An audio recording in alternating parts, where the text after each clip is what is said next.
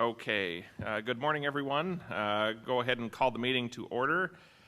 Can we have a roll call, please?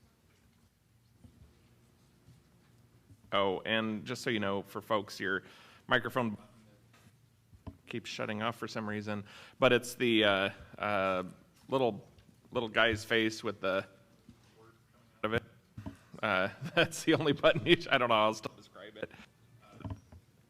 And it keeps.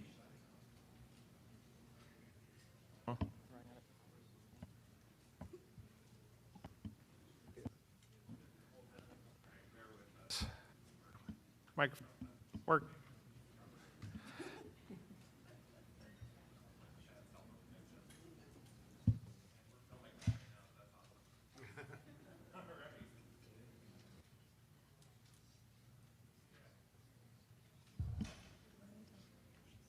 Well, it's working now. Well, let's at least start with the roll call while they're working on that.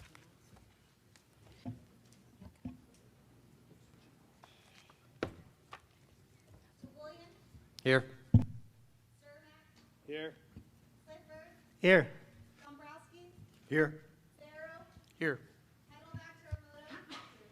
Verada. Here. Huffman. Here. Jacobson. Lev. Lynch. Here. Nevedal. Here. Nikita. Peck. Here. Braun. Here. Stevenson. Aquí. Sweeney. Todd. Williams. Here. Woolsey. Here. Wu. Here. You. Here. Quorum is established.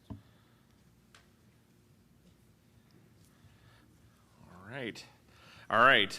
Well, hopefully we'll work through any technical issues there might be on these microphones here.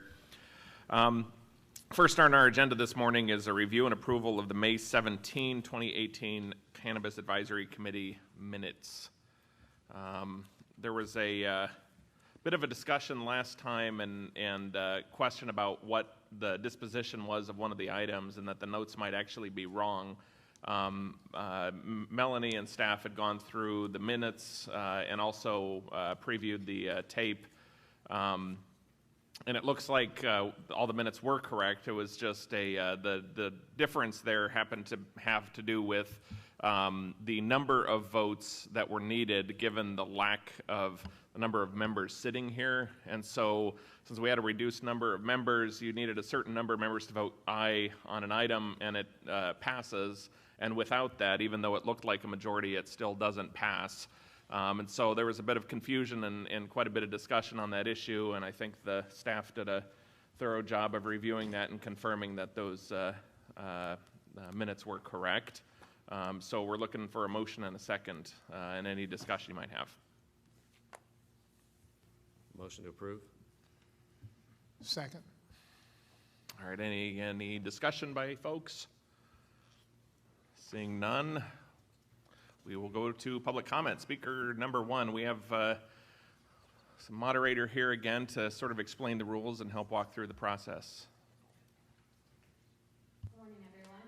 First, a couple of housekeeping items for a reduced parking fee. Go to the front desk and you'll get a parking validation for $4. And then right outside to the right, go outside the main ballroom area and there's restrooms right there for you. For the public comment, there'll be 3 speakers. Take an open seat where there's available when it comes available, and each speaker will get 90 seconds to speak. You'll see a yellow light on the timer on the table. Will go off at 30 seconds, and then when the time is up, it'll be beeping for you to complete your public comment. We will continue this process for each item, and we'd like to start with speaker number 1, please. Good morning, Paul Hansberry. The item that we were talking about has to do with security measures for a microbusiness, and there was a lot of confusion amongst the committee members as to what exactly a microbusiness was. The chair was going to write a letter to the Bureau asking for a definition, and there was a lot of abstentions because it was so unclear. So that's possibly why you didn't get the approval the number of votes that would have been necessary for an approval. So I would strongly suggest that possibly you take a re-vote on it now that you have a clearer definition of what a microbusiness is according to the Bureau. Thank you. Okay, thank you. So we have a motion and a second. Can we, any other discussion? Oh, we have another speaker. Thank you. Is this one? Is it this one up here? She's on. Can you Yeah. restart the time, please? Thank you very much. Good morning. Susan Tibbin. Rather than reiterate the previous speaker's comment, what I would like to share with you is that rules are guidelines. They're living documents. And these minutes are not carved in stone. And our particular concern is that as concerned small operators, as concerned citizens, we have attended virtually all of your meetings, as well as many of the state meetings. And in the comment period some time ago, when we spoke about security and the differences between an East Los Angeles and a Willits in Northern California, or even more rural, it was agreed both by members of the advisory committee as well as members of the public that security needed to be guided by local jurisdiction, understanding the differences, the needs, and what particular measures were just so onerous for small operators that we are now seeing a very bad situation in terms of 1% adoption in Mendocino County, and this is one of the issues. Small operators are neither financially equipped to meet the kinds of security that a corporate-style operation has. Thank you very much. Thank you. Okay. And just a reminder, too, this comments at this point are just about our adoption of the minutes from the May meeting. Good morning, John Brower from Trinity County, a rural county. I encourage you to take another look at that issue. It's very important to pre-existing operators up in the Emerald Triangle. Trinity County has a total population of 14,000 people. Our sheriff department thinks we got about 5,000 farms, and we have no internet connectivity to support, or very little internet connectivity in our industrial zones to allow for distribution or the security and surveillance of these microbusiness license types. And in an interest of getting this supply chain moving, we've got about 300 permitted and state licensed cultivators now. It really does make sense to take another look at letting local jurisdictions have some temporary means, maybe for another year or so, of having their own conditions, just in the interest of getting this ball rolling. Thank you. Okay, we have a motion and a second. Any further discussion by the members? All right, seeing none, let's go ahead and do a roll call vote, please. Baboulian, Aye. Cermak, Aye. Clifford, Aye. Dombrowski, Pharaoh, Aye. Heidelback Terremoto, Aye. Harada, Aye. Huffman, Lynch, Nevedal, Peck, Ron, Aye. Stevenson, Aye. Sweeney, Aye. Williams, Woolsey, Aye. Wu, you. Aye. Motion passes. All right, moving on, we have review and approval of July 19 minutes from our meeting in San Diego. Motion to approve. All right, we have a motion for Mr. Sweeney. Do we have a second? Second. And a second for Mr. Woolsey. Any discussion on that? And seeing none, any public comment? And seeing none, let's go ahead and do a roll call vote, please. Baboulian, Aye. Cermak, Aye. Clifford, Aye. Dombrowski, Aye. Pharaoh, Aye. Heidelback Terremoto, Aye.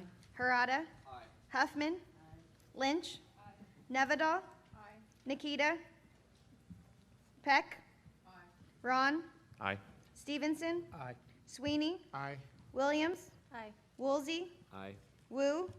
Yu. Aye. Motion passes. All right. So far, so good. All right, so moving on. The last meeting we ended, it was a unique ending to our meeting, shall we say. And I think part of it was sort of a disconnect in some of our conversation, some of our understanding, and what's been happening on the staff side with the Bureau. And so both myself and here today? No, she's not. And Tamar, we had an opportunity to sit down with staff immediately after the meeting, sort of understand the process and what was going on, and so thought it best to sort of provide an update of where the adopted recommendations fell out.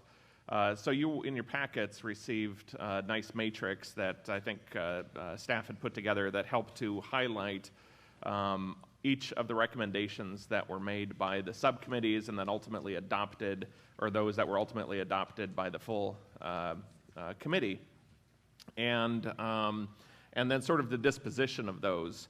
And so working through some of this, I thought I'd sort of highlight some of the higher level stuff that was accomplished through our discussion, and then sort of talk about next steps, given that we're still in the 45-day comment period for the final regulations.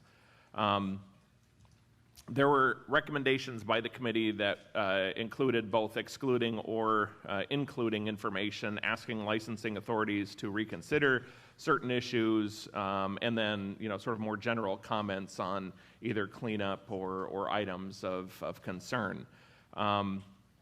As you recall, some of those items were more legislative in nature, some of them were clearly regulatory in nature, and others were more policy points than anything else.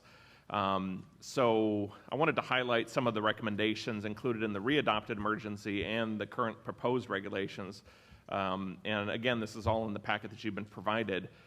First of all, we recommended that A licenses be allowed to continue to conduct business with M licenses beyond July 1, 2018.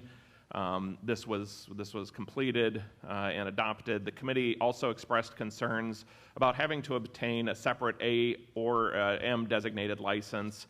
In the readopted emergency regulations, only one application is now required, and licenses may have an A designation and an M designation or both, right? So they listened. The committee recommended that licensing authorities should include violations of labor standards as part of licensing and enforcement process. And now the proposed regulations require applicants and licensees to provide detailed descriptions of any administrative orders or civil judgments for violation of labor standards. The committee went on to recommend an applicant for an annual license who lists any corporation or other entity as an owner, disclose the names of the owner or owners of the corporation or other entity. What the Bureau did is readopted emergency regulations that were amended to specify that when a business entity owns at least 20% of an application or a business, the CEO and members of the board of directors are also required to be listed as owners. We also recommended that cultivators be able to use aftermarket non-resettable hour meters, and again, proposed CDFA regulations specify that aftermarket non-resettable meters can be installed. We also recommended that the definition of outdoor cultivation include light deprivation techniques, and today CDFA's proposed regulations clarify mixed light cultivation by specifying different lighting combinations that may be used to achieve more than one harvest without being considered indoor cultivation. CDFA's proposed regulations also provide a definition for light deprivation and clarify that any use of light deprivation requires a mixed light cultivation license. We, as a committee, recommended that distributors be allowed to relabel products if the test results are inconsistent with the values on the label. The Bureau readopted in its emergency regs to allow a distributor to relabel cannabis goods to correct inconsistencies between the labeling and the actual laboratory results. So again, that was adopted. The committee recommended that CDPH should provide clarification on the concepts of primary packaging, secondary, and child-resistant packaging and labeling, and their CDPH's proposed regulations, excuse me, establish labeling requirements for inner layers of packaging when the container of a cannabis product can be separated from the outer layer of packaging. To address the current requirements under the readopted emergency regulations, CDPH also released a child-resistant packaging checklist to help licensees. The committee recommended that Bureau clarify provisions related to citations and orders of abatement. The readopted emergency regs include new language to provide additional clarity to stakeholders regarding the citation process and clarify that the Bureau may issue citations containing orders of abatement and fines against a licensee or an unlicensed person for any acts or omissions which are in violation of MCRSA and the implementing regs. I've only got 3 more here. These are the high-level ones. I'll be done in just a moment. The committee recommended also that the Bureau clarify advertising rules and collect data regarding violations of advertising rules and if they are targeted to minors. The proposed regs contain new provisions to use of objects likely to be appealing to minors, prohibitions against advertising free cannabis goods or giveaways, and requirements for outdoor signs be affixed to permanent structures. The proposed regs also now define what can be used as a reliable, up-to-date audience composition data source to establish whether the audience meets the statutory requirements. The committee also recommended that the Bureau clarify and simplify methods of delivery, including an increase in the value of the product carried. The Bureau readopted the emergency regs, contains additional language clarifying delivery requirements, including those related to methods of delivery and delivery receipts. The current regs also increase the amount of delivery employee being able to carry up to $10,000 worth of cannabis goods, and this is also included in the proposed regulations now. And then finally, we had recommended that all types of funding and bidding processes should be considered by the state to acquire funds to cover cost of research on diversity issues in the cannabis industry. And the Bureau's proposed regulations added several sections that clarify those requirements for applying and receiving research funding for public universities under Revenue and Tax Code Section 34019. So that's sort of the disposition on several of the recommendations. You see on the agenda here, we have the list of all of the recommendations. And then again, it's in the matrix that sort of matches up our recommendation with the status of that recommendation by the agencies.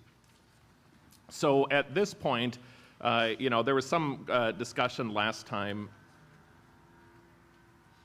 There was some discussion last time that there may have been a disconnect, I think, in our understanding of what was being done.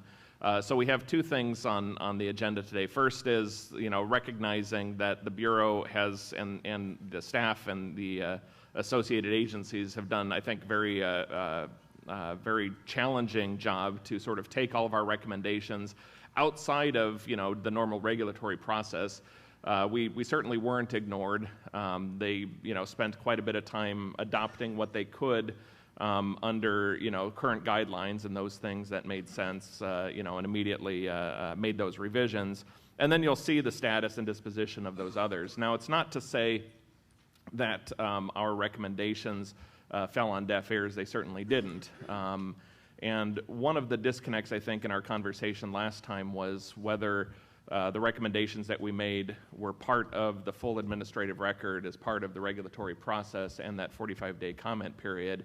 And we never officially voted on that, and we never officially submitted anything because as an advisory committee, it's separate from the more formal regulatory process and the regulatory hearings that the Bureau conducts. And so the thought on this was, and you'll see in our sort of next agenda item is whether to vote on taking our full set of recommendations, including those that were ultimately adopted, but also those that weren't for whatever reason, and submitting those as part of the formal administrative record, right? What it does is it forces, I think, a slightly different level of accountability. So it's not just an advisory committee, but it's a full submittal that has to be responded to like every other comment would that is submitted to the Bureau or the agencies during the 45-day comment period. But it also, as a committee, it shows that we're, sort of unified in our position on these issues, and, wanted to see that as part of the formal administrative record. Now, outside of that, there was some discussion of, do we review the final adopted or proposed regulations?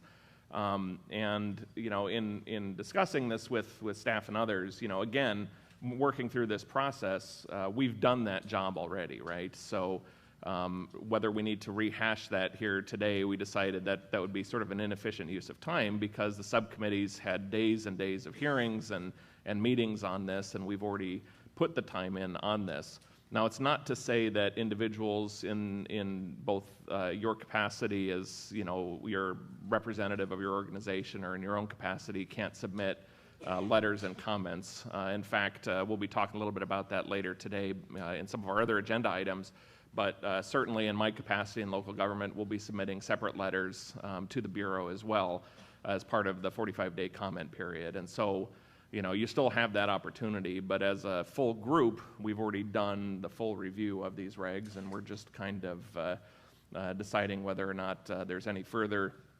opportunity for us to put that on the record during the 45-day comment period, and then sort of move on. So that's sort of our higher end discussion of things. It's kind of spent a lot of time working with staff. I really appreciate them putting together this matrix that you all have in front of you now, so that we have a better understanding of the disposition of all of those recommendations. And I'd be happy to continue this conversation if anybody has any questions.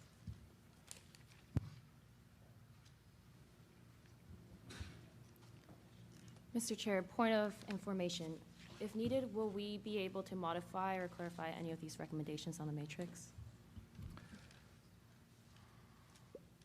I don't see why not. I mean, if you have questions about the specific content, or if you needed some clarification on the intent of those recommendations, then I think we can probably address that here. Yeah.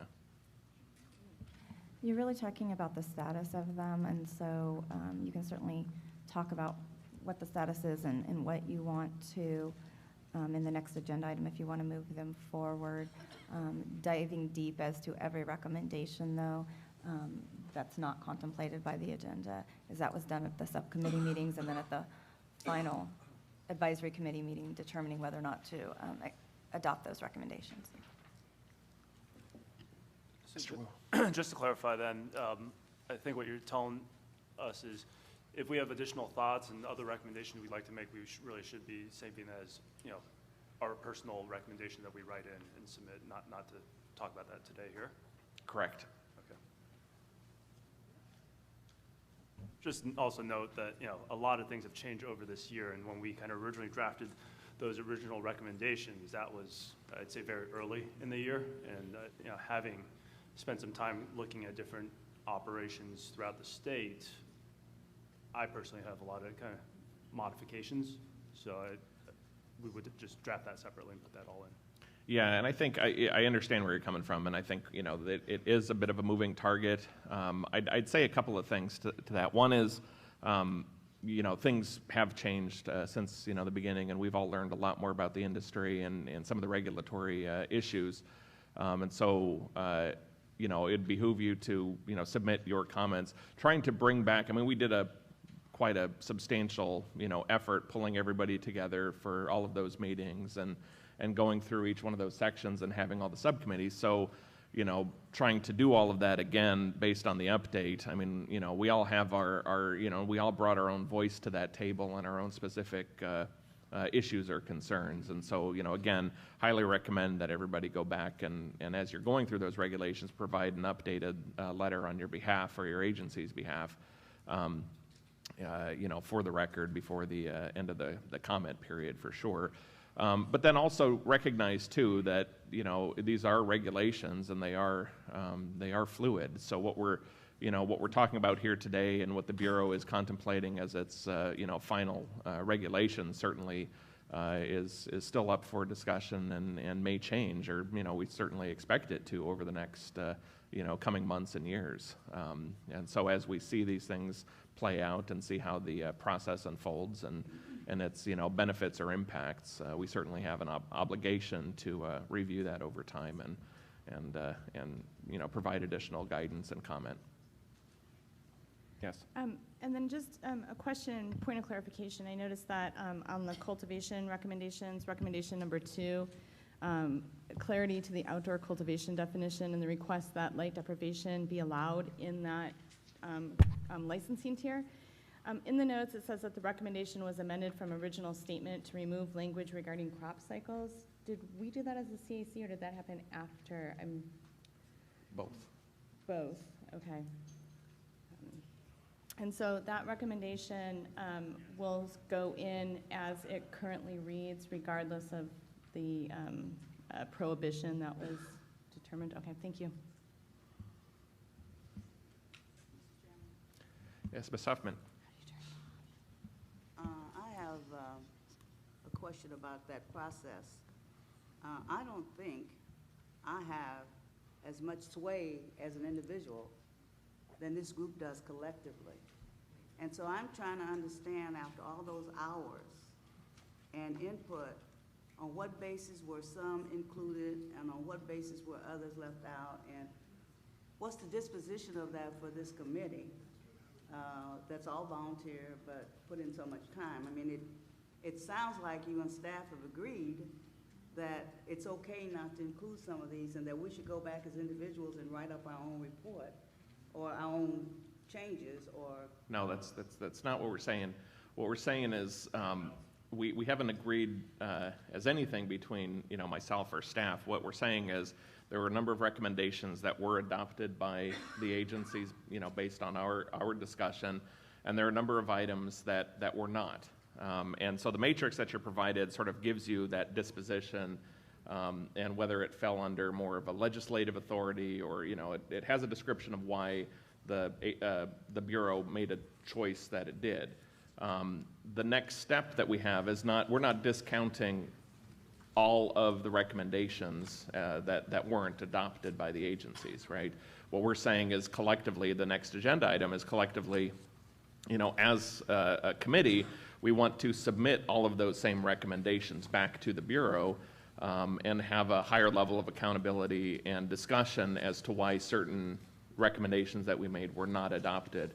And it's sort of, you know, re-emphasizing our original position on these items, right? So, and then if there are specific changes or nuances or things that, you know, not all of us agreed, not every you know, recommendation made it through its vote process. And so if there's additional items that, you know, individuals felt strongly about that weren't included in the final recommendations by the committee, there's still an opportunity for everybody to continue that process and provide those recommendations. But we're just re-emphasizing, I think, more than anything else, that these were our recommendations, and we'd like you to, you know, take a look at that again.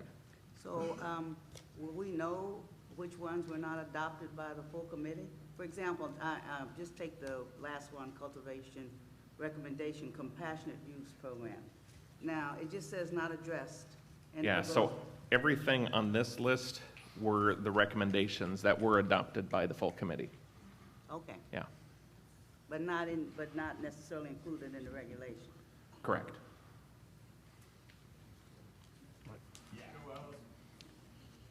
Mr. Chair? This is Dr. Cermak. When is the 45-day period ended? 27th. The 27th of this month, okay. There were 4 public health recommendations that never got presented or voted on because of lack of time in the whole committee. Everyone had so much to put forward that those 4 did not get put forward. Could they be advanced on behalf of the subcommittee as a whole? Well, so I think the ones here, if I recall, those were all statutory, not, it wasn't that we didn't have time. They fell under statutory obligation, not regulatory. That and was so- true, but there were statutory ones that other people presented that were discussed. Right, but those were never submitted as our recommendations to the Bureau. We pulled everything out that was statutory, and so everything you see on this list, all of those that were listed as statutory are not included on this list. These are just the regulatory recommendations. Correct. The comment that I'd like to make is that certainly the Public Health Subcommittee could have done a much more thorough and much better job. We're all working under the constraints of the open meeting regulations, and that meant that we had actually very limited time with a group that was willing to put in a heck of a lot more time in order to come up with regulations or suggest recommendations for regulations. So I just find that when we were told that the transparency of the Bagley Keene was there was a trade-off between transparency and efficiency, I'd like to point out that transparency won out to the point of our having been less effective than I know we would have been otherwise, and that's a shame. So I am left then, I guess, with those 4 statutory recommendations that I can submit those as an individual only, or can I submit them as the head of the Public Health Subcommittee? Well, you can't, I mean, we're not bringing the subcommittees back together, so you would be acting as an individual, not as a chair for a subcommittee, since the subcommittee didn't get an opportunity to meet again and vote, so.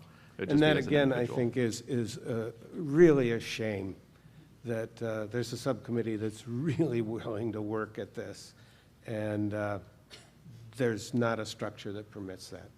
Okay.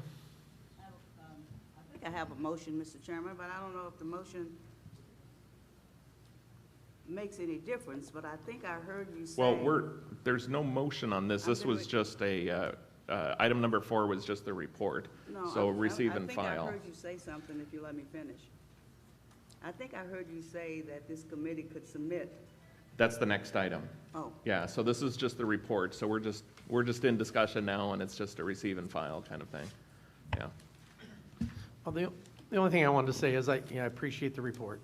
I think the real genesis for having this meeting were the items that were never put forward to any type of committee, and then them finding themselves in these where we never really had an opportunity to weigh in on those. And so I noticed there's a couple of them on here today, so I look forward to discussing those, and I appreciate the work that the Bureau has done. Thank you. Okay. Any other? No. Okay, so let's go ahead and open up to public speakers, please. Hi, Paul Hansberry. First of all, I want to thank you for all the hard work. Coming at us, we have to deal with a number of, like, over 30 different agencies, and giving reports and comments to Department of Public Health, the Agricultural Department, the BCC, and in speaking with them, they say, oh, that's not my department, that's not my department, that's someone else. This is the closest we've come to having something we can consolidate it, which is what we're getting, you know, all the different agencies, instead of compartmentalizing them. That being said, there's also these subcommittees. I echo what the good doctor had to say. There wasn't enough time for a lot of things in the subcommittees. But what's worse is that the emergency regulations came out the day after the subcommittee, all the votes were taken on all the different adoptions.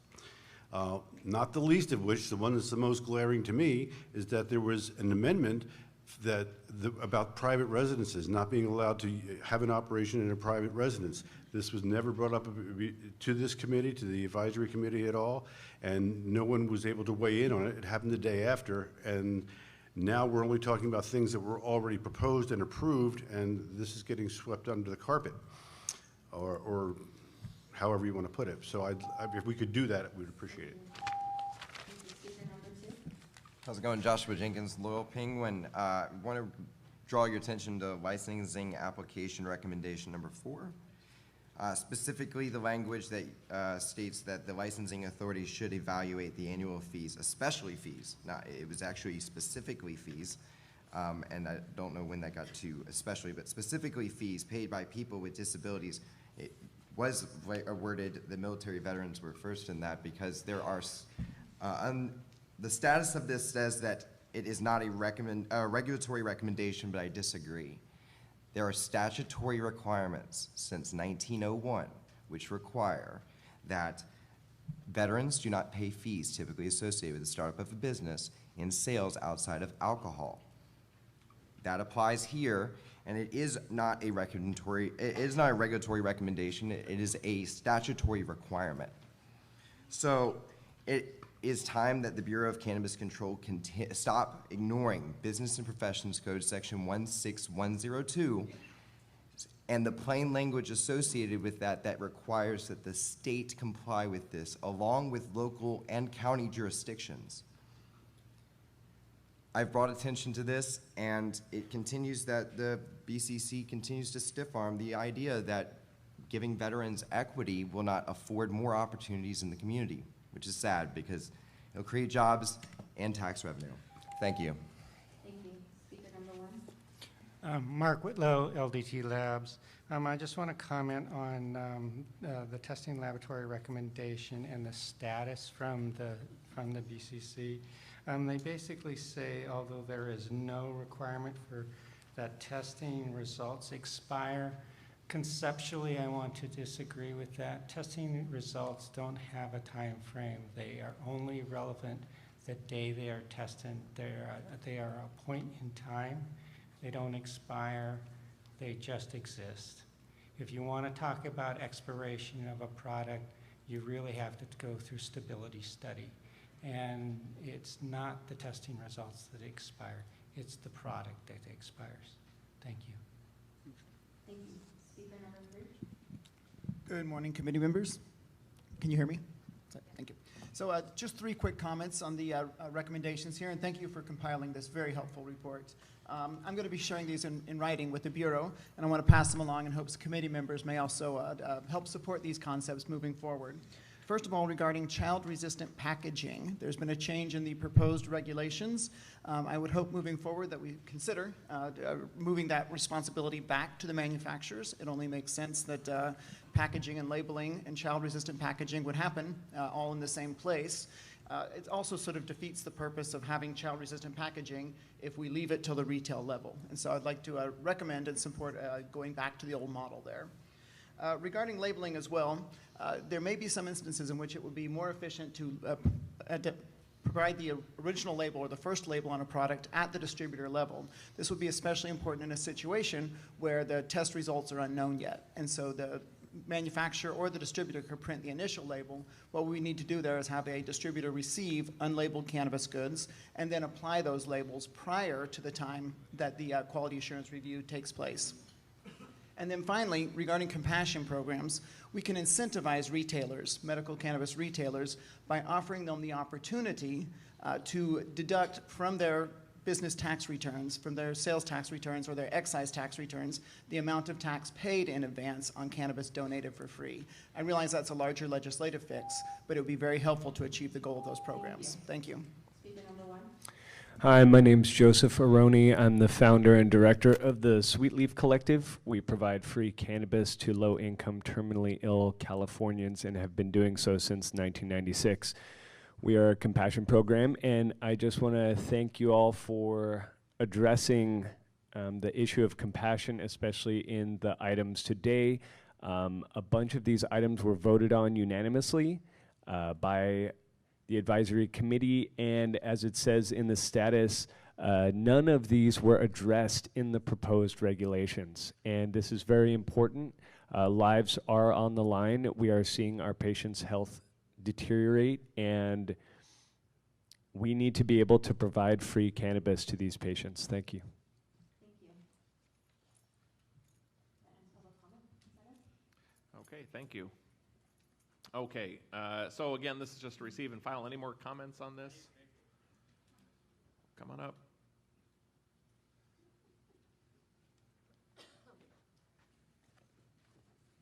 Hello, my name's Scott Taylor, U.S. Navy K-9 retired.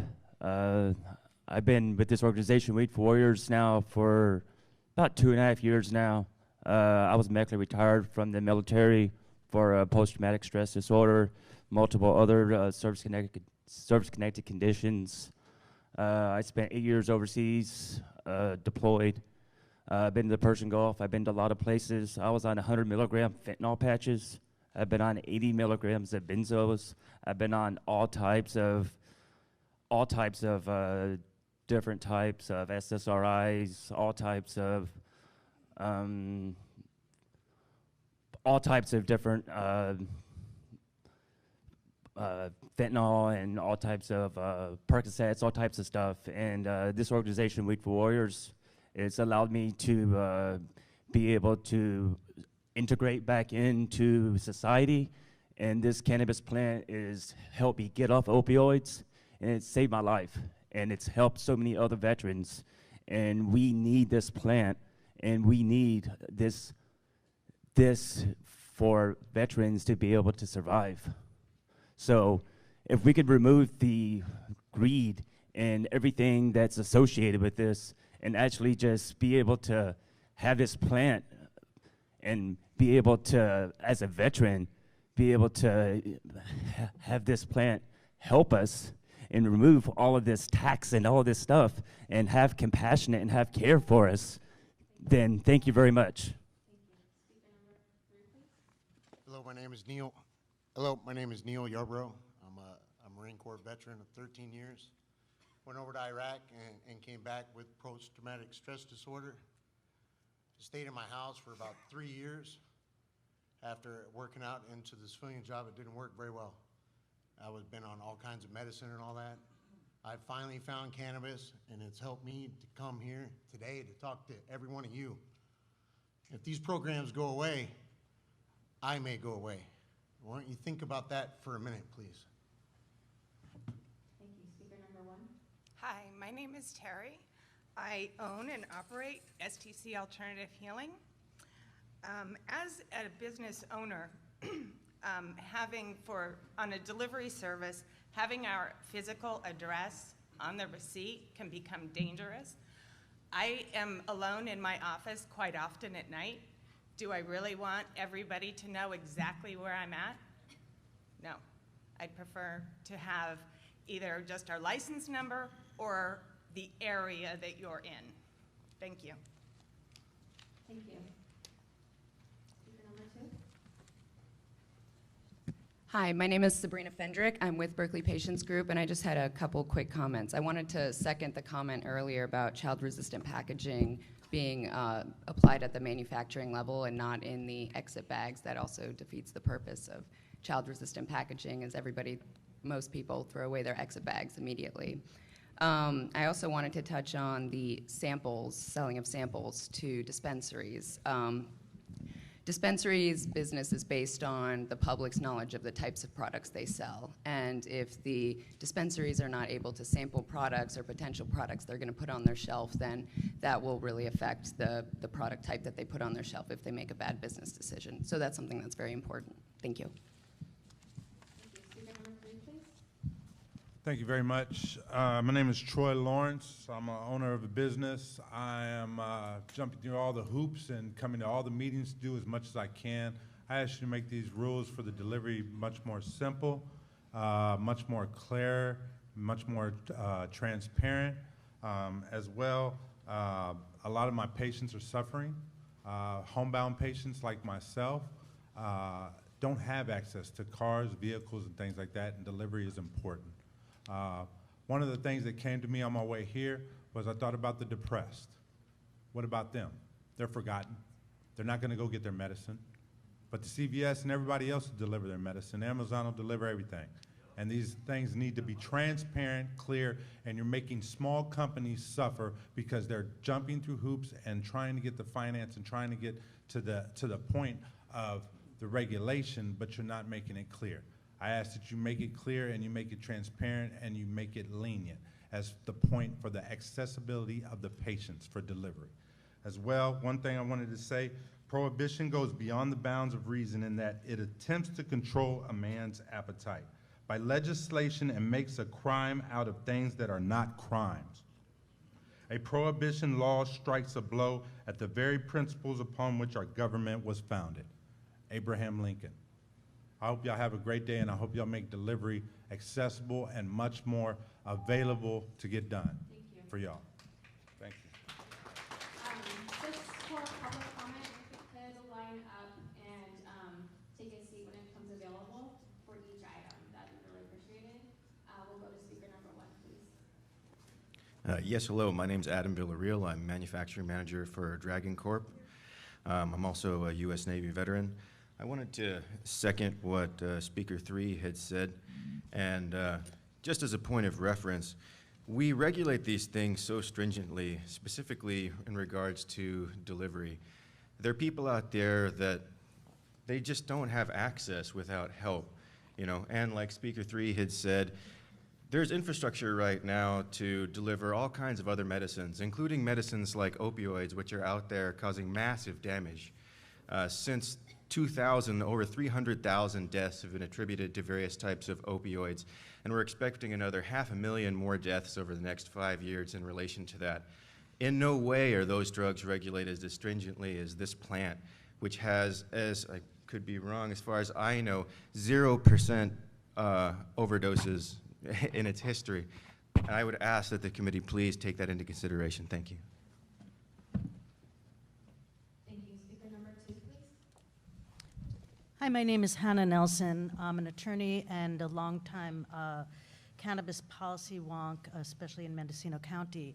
And I recognize that this particular comment section is only on the recommendations that were being presented and not further items.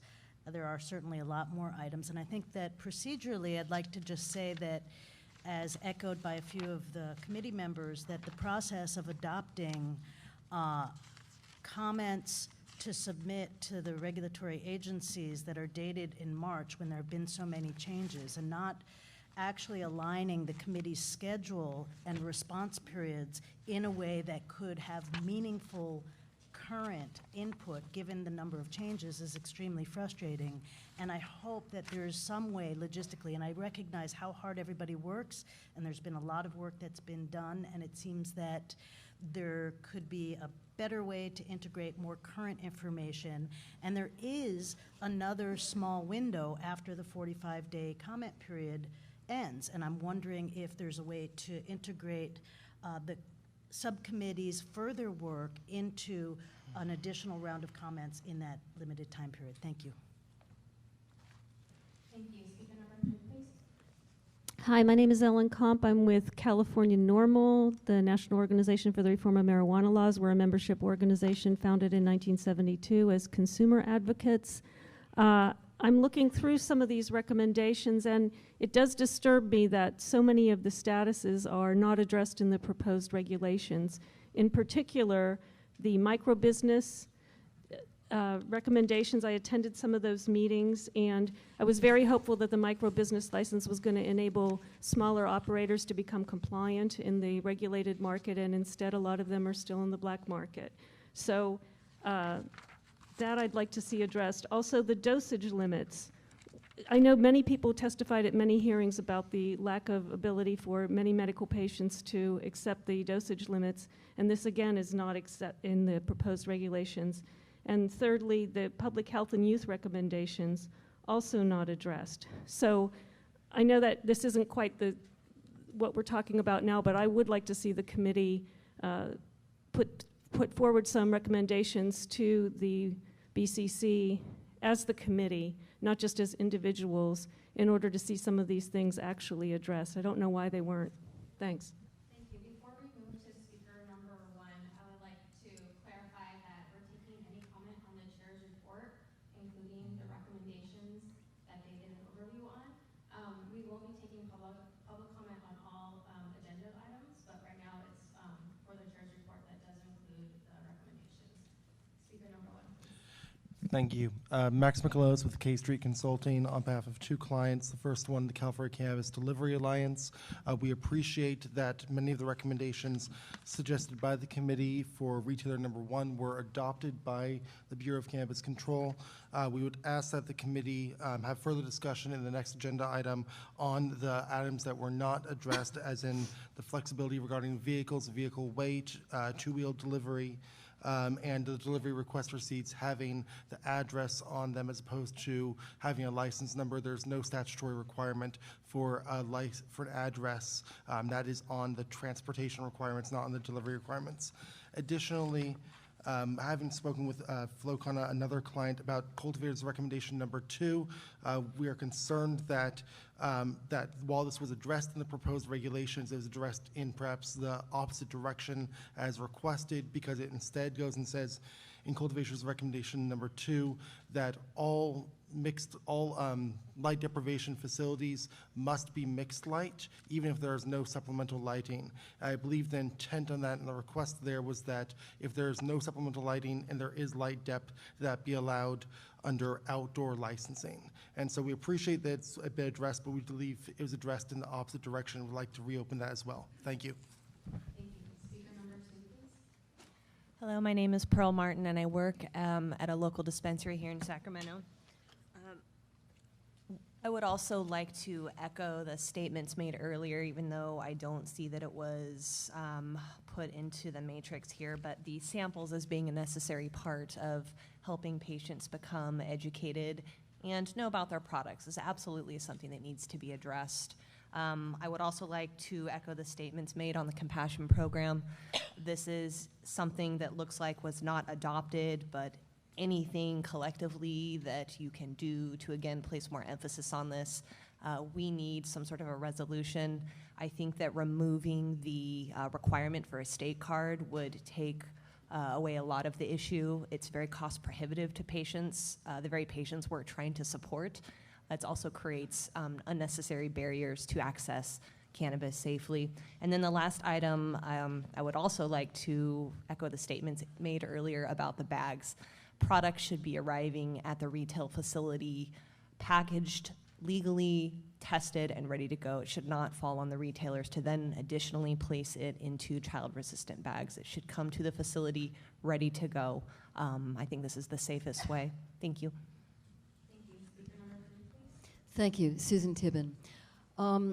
Regarding the recommendation about microbusiness, additionally regarding one of the advisory committee's comment about microbusiness, it is extremely distressing to us as small operators and really the thousands of small operators in the northern counties that this is not going to be addressed. There is no job retraining available to us in the northern counties. There is no fishing, there is no logging. Cannabis medicine, as well as recreational cannabis, has supported our small towns for generations.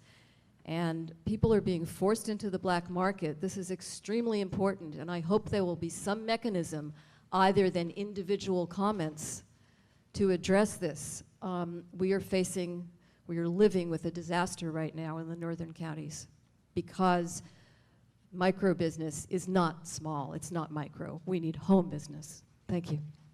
Thank you. Speaker number 1. Hello, my name is Trishka Malia.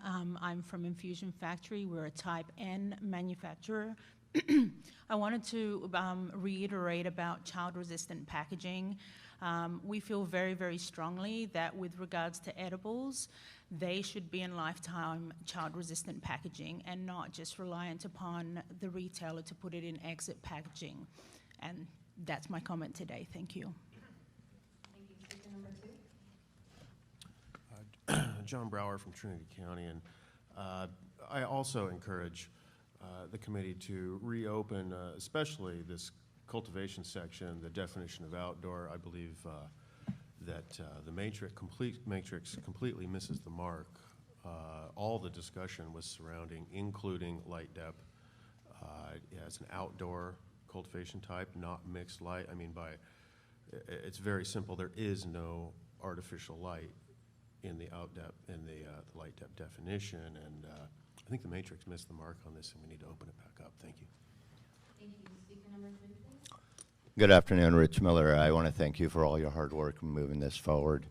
I'm coming to you today, as I did the very first advisory meeting, discussing the exit packaging. It's an environmental degradation to make these packages. It's also environmental degradation to destroy these packaging in our landfills. And we know we already have oceans of plastic, so we need to stop this. We need to also take into consideration to our labeling.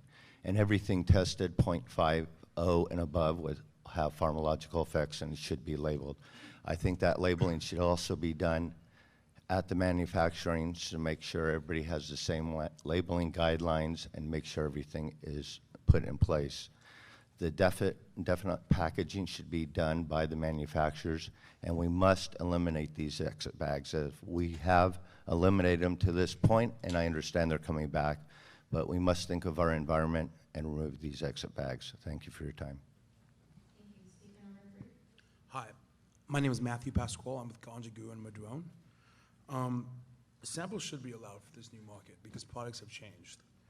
The compassion programs should definitely be allowed, and they should be fleshed out to allow them to continue operating because they're servicing people in need. I believe that the deliveries provide local access to every single person, and the delivery hours should be pushed till 11 or 12 to allow drivers to come back after they serviced at 10 p.m. People work 9 to 5s, but people also work 12 to 8s, and they're not able to get access from a store, and delivery allows them to do this. Exit packaging is another issue. Exit packaging should be removed, and the distributors and the manufacturers should be in charge of getting to the retailers ready to go. Thank you. Speaker number 1, please. Hello, Deanna Garcia. Child-proof packaging. I don't believe that it belongs at the dispensary level due to once you take it out of that child-proof packaging, your products are no longer safe. Edibles, tinctures, other things that are not flour should be in child-proof packaging. I do not believe that flour alone should be in child-proof packaging. Just something to consider, breaking the two up between flour and edibles for child-proof packaging. And then my other thing is about compassion and the programs out there. If you go to your doctor and you get a recommendation, that should be enough. You shouldn't have to go to the county, get a state card. Any discounts that are out there should be because you have a doctor's recommendation. And I had one more. That's all I can remember for now. Thank you. Thank you. And again, before we move to the next speaker, that we are discussing the chair's report, which includes all the recommendations. So if you have a comment on any of the recommendations or the doctor recommendations, please line up and speak. You're able to come up and speak again if you have a comment on more than one of the samples of the chair's report. With that, we'll go to speaker 3, please. Thank you. My name is Ron Richards. I'm with Kinslips. We're a type N manufacturer. I want to express a slightly different point of view on the environmental packaging issue. We're actually in favor of the exit bag packaging at the dispensary, not because of a different reason than the other people, but a different perspective, which is we find that, number one, our customers, we've been experimenting with different types of packaging, and they find it difficult to open. Many of them are having a very difficult time, especially with all the different types of packaging. Also, from our studies walking around to dispensaries, not so much non-retail storefront dispensaries, but the actual storefront dispensaries, the patients tend to leave and throw the packaging on the ground. We see our packaging and other people's packaging all over the place on the ground. It's incredibly wasteful, and it tends to also be made from non-environmentally friendly materials. And so at the end of the day, that's not helpful to the environment either. If you look at what's going on in the rest of the world, we're encouraging people not to pick up bags from the supermarket, not to have all this extra things, and this would help if we continue on the path we're on. You can use environmentally friendly packaging for your product and put it in one reusable exit bag and save our environment. And we're in a state that is promoting that. I think we should continue to do so. Thank you very much. Thank you. Speaker number 1. Hi, Paul Hansberry. Regarding, I thought we were going to do all these individually, but in A, the outdoor cultivation definition, The canopy should be defined for outdoor as pi r squared, and that's the radius, the drip line of the plant, not plant count. The cultivation tax for compassionate use should be able to be refunded, just as the refund for the excise and sales tax. B, the storage-only center, would that be available to a micro business along with the S-type license? We need to get some clarification on that, please. The D, the earmarks for waivers and fees, the legacy operators and the risks that they took developing the industry should be considered as part of the equity program as well. The access to property and premises, with inspections without notice, as a courtesy to both the inspectors and the operators in rural situations, at least a 24-hour notice, because they might not be there, you know, they're a long way from a supermarket. 8, I would suggest that you revote the security issue for local measures. G, that is, I'm sorry, because of the confusion surrounding the adoption for that. In I, delivery methods is not an ice cream truck kind of a thing, but having extra stock on hand for last-minute orders if you're a distance from the primary premises. Hi, good morning. Is it on? Can you hear me? Good. I'm Ray Purrs, talking about equity. First, I'm a veteran, and under the California Business and Professional Code, 16102, veterans or soldiers can be or are exempt from any fees or charges on the city level and the state level. The city of Sacramento is accepting that. Oakland is accepting that. So we want to know if that will apply to the state as well. So we would hope that gets added. And then secondly, the equity program. The legislation will say you would have an equity program by January 1. But what I see here is just like you were looking and exploring and researching. I would hope that we would find funding, and we know the government doesn't have funding, but maybe create a system where the, an organization, a cannabis operation is making $2 million a year. Well, have them linked with a equity like Oakland is doing, and then when they link with equity, then they could provide funding. So from 2 to 30 million, 30 equities linked, and I think that can help with the financing of the equity business.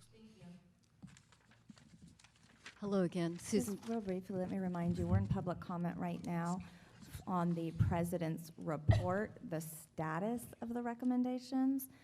Later in the agenda, some particular topics are talked about, and then of course there's always public comment for items not on the agenda. So just a reminder, we're talking about the chair's report on and comments on those on the status of the recommendations.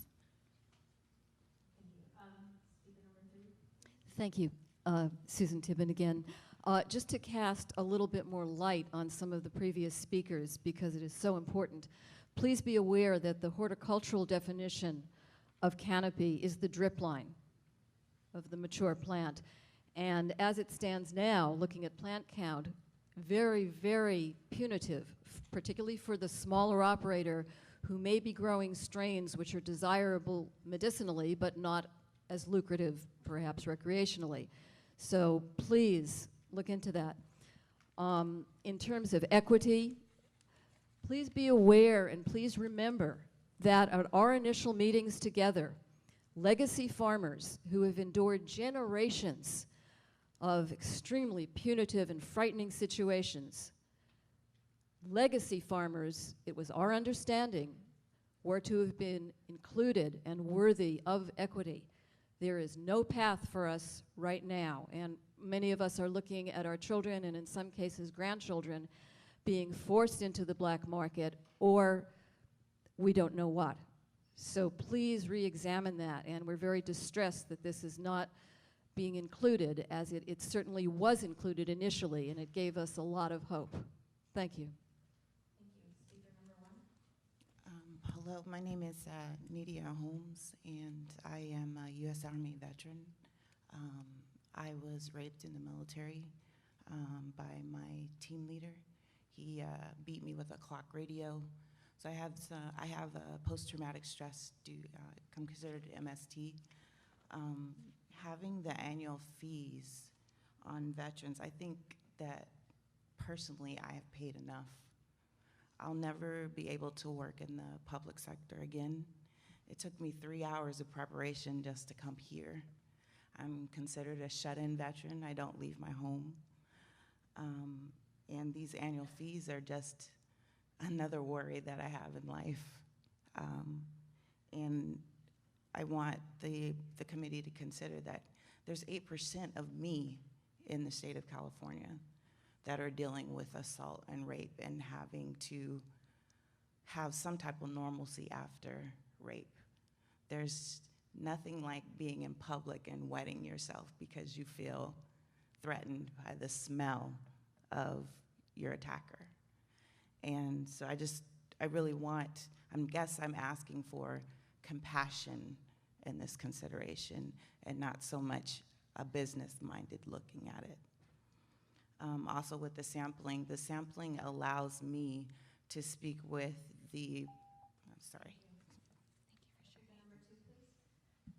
Hi, good morning. My name is Katie Maple, and I'm here on behalf of the California Cannabis Couriers Association, which is an association of cannabis delivery companies in California.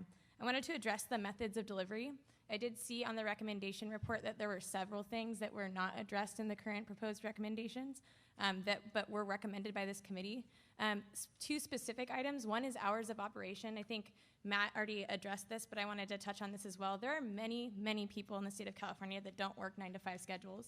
And so I think it's unfair from a delivery perspective to say if you're not able to go into a storefront or get a delivery between 10 and 6, then you don't get it.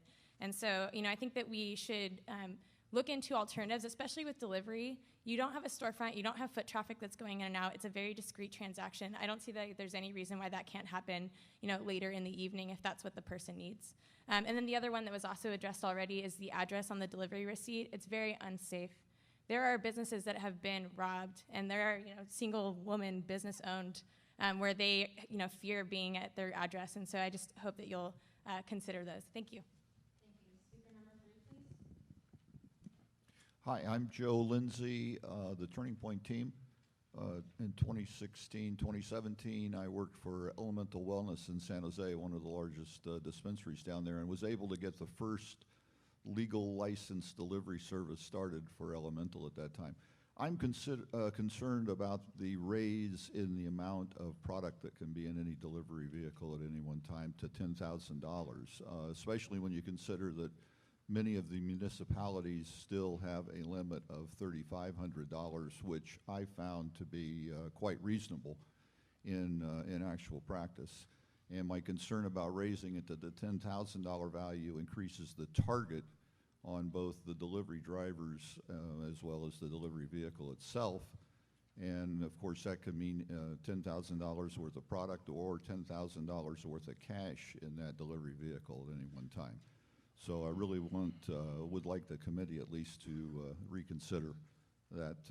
And I realize maybe the agency put that amount or raised it to $10,000, but I think it's a little too high. Hello, Mark Carrillo, Weed for Warriors Project. I'd like to say first thank you to the chairmen and chair committee chairmen that have been putting on the subcommittees for putting in the work and the hours. And they're putting recommendations up to the board and to the chairman to please recommend and keep pushing for the work that needs to be done. We know there's many more hours that need to be done to push this and ask for the stuff that we need. I'd also like to say the delivery. The hourly on the delivery is not a good thing. We have patients that wake up in the middle of the night that need their medicine and have to have a way to get it.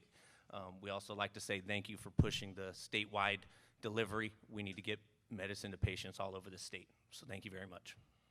Thank you. Speaker number 2, please. Hi, Paul Hansberg.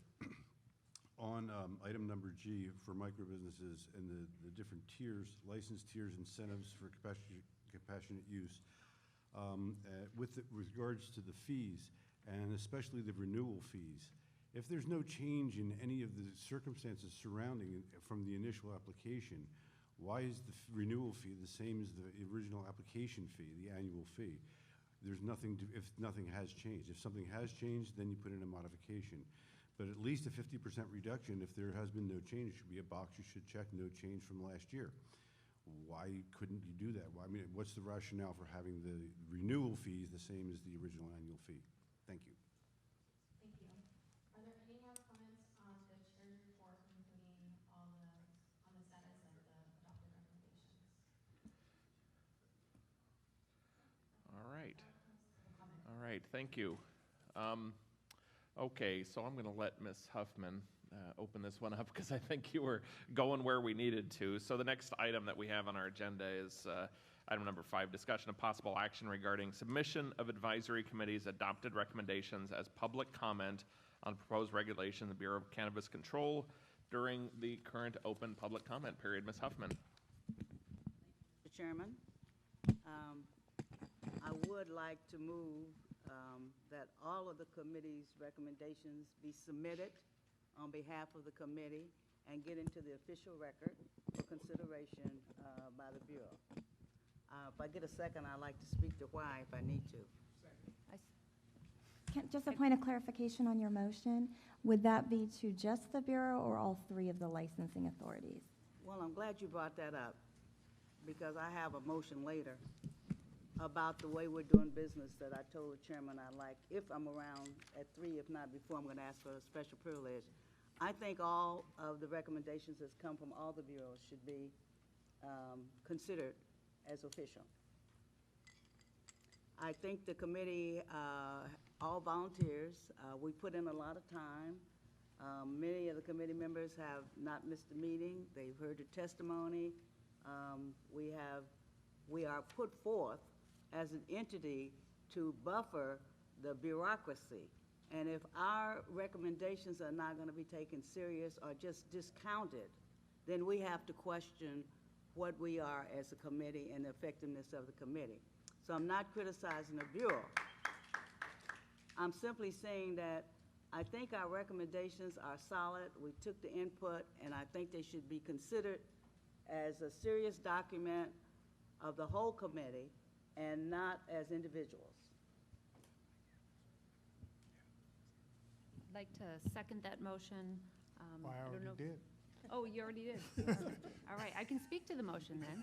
I think we've heard from a lot of individuals heavily involved in trying to apply for licenses, trying to get through the regulations, and I think we have heard repeatedly on the issues of compassionate use, on the issues of equity programs, and there seems to be I know it's difficult, and I know particularly on the compassionate use and the limitations of the regulation given the legislation, but I think these are very compelling issues. We've heard from many people throughout the last 9 months about the role that these programs have in their lives and in their ability to be productive citizens and be able to function. I think these issues of public health, compassionate use, and equity really do need to be revisited and addressed to the full extent of the committee's recommendations.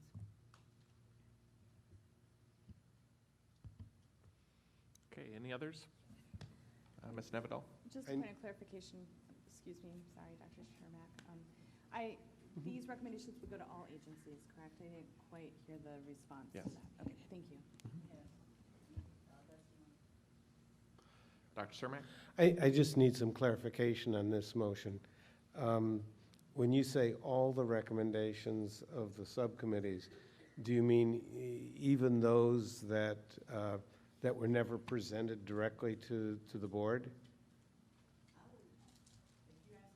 Yes, I'm trying to get clarification on the motion. I think all the work of the subcommittees, even things that came before the full committee, I think they should be submitted as official work. You put the work in, you heard from the public. It's unfortunate that it didn't make it back to the full committee, but I think your work should be considered official. Thank you. To comment, I'm also not opposed, and I think it would be a valuable submission of all the work of the advisory committee, but that's different than the recommendations that have already been voted on and are compiled here. Right, this is Jeff. Again, I think that we're dancing around is those that were regulatory and those that were not, right? And I think it's important that the work that was regulatory in nature still gets submitted in a way so that way the regulators know that the people who were charged with trying would make this industry a better industry for consumers, for employers, for workers, and for the state as they look to regulate and get the revenue that is needed to regulate it properly, that they hear all of the things that this committee did, because we tackle a lot of very important things. So. Okay, and so looking for slightly more clarification here on what the motion is. There's a distinction between what the committee as a whole voted on and approved versus what was discussed at subcommittee level. And so what we're talking about is two separate things here. One is the recommendations made by the entire committee that were moved forward, both legislative and regulatory recommendations, should be submitted as part of the record. I think that's sort of an easy thing that we can do here. Everything else, however, is slightly different because some things never made it out of subcommittee. There were lots of good, robust discussions, but it didn't have the consensus of the full committee. So, again, this goes back to I think individual comments. Is that if it, my sense is if it didn't come out of this full regulatory or I'm sorry, this full commission sort of approval, then I think it falls on the individual. It's incumbent on them to submit those comments, on their behalf, but not as a full committee because we didn't vote on it nor did we necessarily agree to it. So it doesn't reflect the full committee's discussion and dialogue and I think ultimately conclusion. The only thing I would ask is that when we did have an opportunity to raise the subcommittee's recommendation, the people on this committee did not have the opportunity or were afforded the opportunity to hear all the public comment. The 200 pages that committee received of comments, the hours of testimony and that we received in those, each of us were split off into different ones.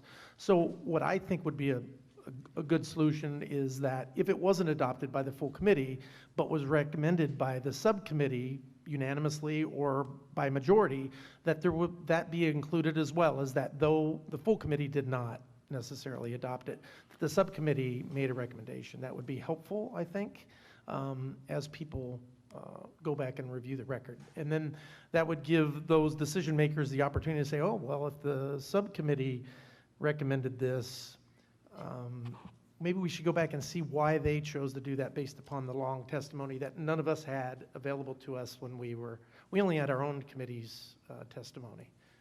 So for example, manufacturing, we had a lot of, in my packet, I had all the comments, but the people that weren't on manufacturing did not have those comments. So when they voted on decisions of the recommendations made before the manufacturing committee, they didn't have that to weigh when they made their votes. So that would be my... Understood. Ms. Huffman? Mr. Chairman, procedurally, I think you're dividing an issue that we ought to discuss, but in reality, we're just advisory, and if the subcommittee advised it, even though we didn't have a chance to act on it, I don't see any harm in including those things that were voted on in the subcommittee. There's no guarantee that anybody's going to take our advice. So what harm do we do by supporting subcommittee's work that maybe we didn't have a chance to vote on? So I think procedurally, unless legal is going to tell us that there's some reason why we can't do it, I know legal, she's dying to say something, but I want to hear from her. I think we should err on the side of inclusiveness. Dr. Cermak? In terms of the public health recommendations, there were several that were statutory. One of them got voted on. The other four did not. And the reason they did not is because I didn't make enough of a noise to say there were more, because the time had to be shared amongst all of us. So I would be very comfortable with there being made a distinction in what gets handed on between those that got accepted by the advisory committee as a whole, and then at the end of that, and these were accepted by the subcommittees but not yet presented to the advisory committee as a whole. Let me just jump in here. So I think that the agenda item is on the adopted recommendations. I think we have several different buckets. Those are the ones that were presented and adopted. And then there were some that were presented from the subcommittees that were regulatory that were not adopted by this committee. So I think the committee's already determined that those aren't appropriate for the committee as a whole. And then I think Dr. Cermak's also discussing another group, which are those that were statutory or not regulatory, and the committee as a whole determined that those would be separated out from the regulatory, and then explore the possibility of some discussion through your chair with the legislature on those, some sort of presentation. So I think right now we're talking about these ones that you have adopted and the whole committee is willing and wanted to put forth to the different licensing authorities. I think some of these you're discussing, though, from the subcommittees are ones that the committee as a whole has already considered and determined they didn't think as a group were appropriate to put forth.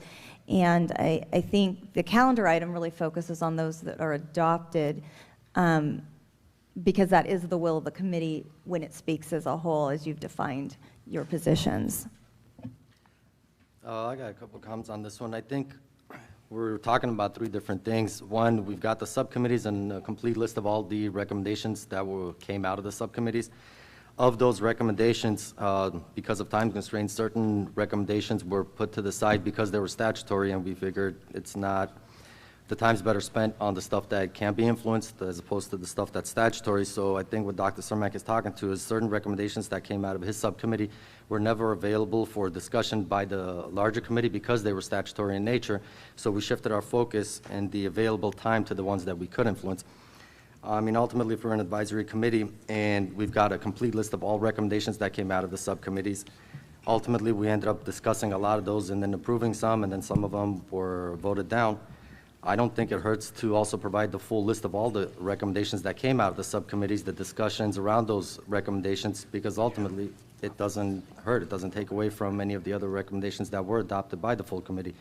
So if we're submitting the full committee recommendations, and we also have available all the information, all the discussion points, all the recommendations that came out of the subcommittees, why would it hurt to release that and submit that also, even though that's not what we're discussing or voting on now? Well, I guess from my perspective, the concern would be then why even have subcommittees and why even have a final adoption by the full committee, right? I mean, if it's, anything that we ever discussed, then, we could have just sat around having a great conversation, and whether or not we agree on anything, we just submit everything to the Bureau, right? But the whole point was to sort of narrow down and come to some sort of level of consensus within at least the 22 members of what we all agreed collectively were important.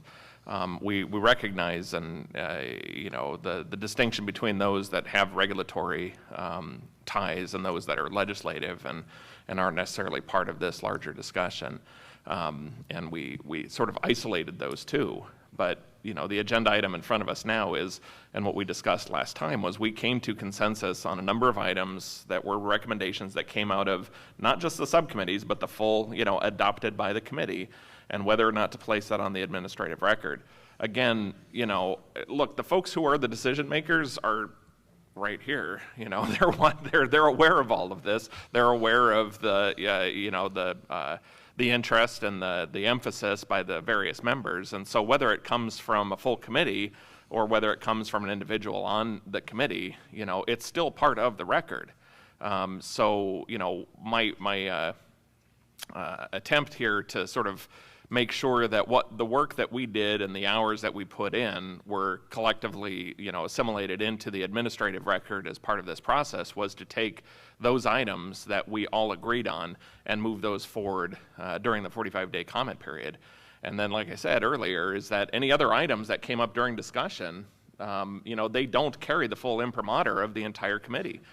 So, placing them as an addenda or as a packet and saying, oh, and these were all the other stuff we talked about, that's not the point. The point was to sort of narrow it down to our priorities and what we thought were the most important items to bring forward to the Bureau and the related agencies. And so, again, as an individual, if you feel very passionate about a certain item that, didn't make it all the way through this process, then by all means, you're still a part of this committee and you still have the opportunity to submit. And in fact, that's exactly what I'll be doing as well.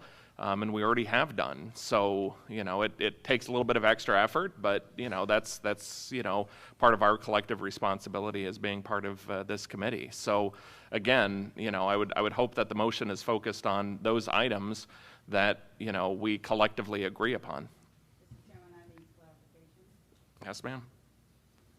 I wasn't speaking to items that the committee declined. I was under the impression that some items never made it here because of time constraints, because of various things that go on as far as the Brown Act and everything having to be overly discussed or transparent. And so I was speaking to those items that the committee members voted on to move forward that didn't make it here for a vote. Now, I understand where you're coming from because I think we certainly have a little bit more clout if we put something forth that the committee has voted on. And maybe there's another agenda item coming up that we include those items that couldn't make it, but that we never had a chance to vote on out of fairness to the committee. So I think I hear what you're saying, but I don't see any harm including those items that the committee voted on and we never had a chance to discuss. So I'm not trying to contradict you on the full range of admitting what the committee has voted on, but I'm trying to find a way to include important information that might be left out. But again, the only, but again, the only items that were not included as part of our discussion as a full committee were those items that were not regulatory in nature, right? So that was our focus. So anything that wasn't included was a statutory argument.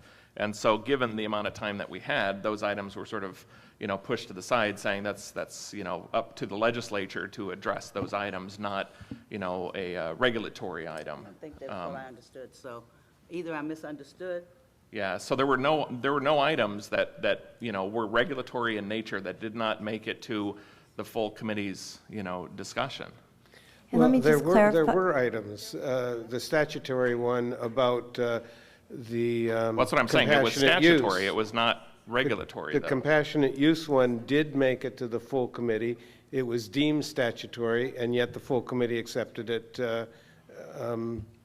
unanimously. Right, but those aren't part of these recommendations. These are solely recommendations related to There's a compassionate use including the statutory. Right. Let me just clarify one more thing from the prior record, and that was that the committee did vote to take those statutory items and handle them separately from the regulatory items, and kind of have the chair be responsible for shepherding those through on a separate track than the actual regulatory items.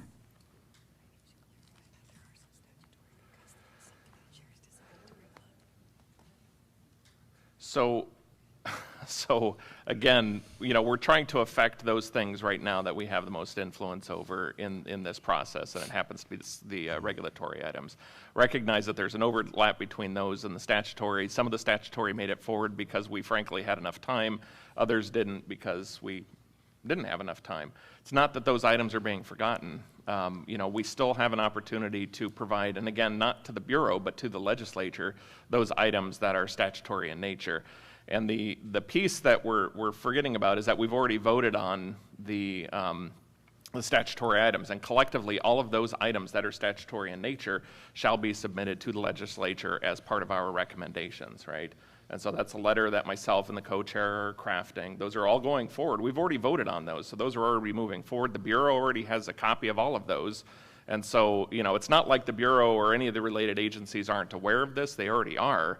It's just we chose in this process to sort of pull those off to the side. And so, you know, you will see on our next agenda the, you know, adoption of that, you know, sort of final submittal letter, you know, as sort of the Bureau, or the committee's recommendations to the legislature generally of, here's the items that we think are legislative in nature that, you know, you haven't adequately addressed, we don't think, and we'd like you to take consideration of.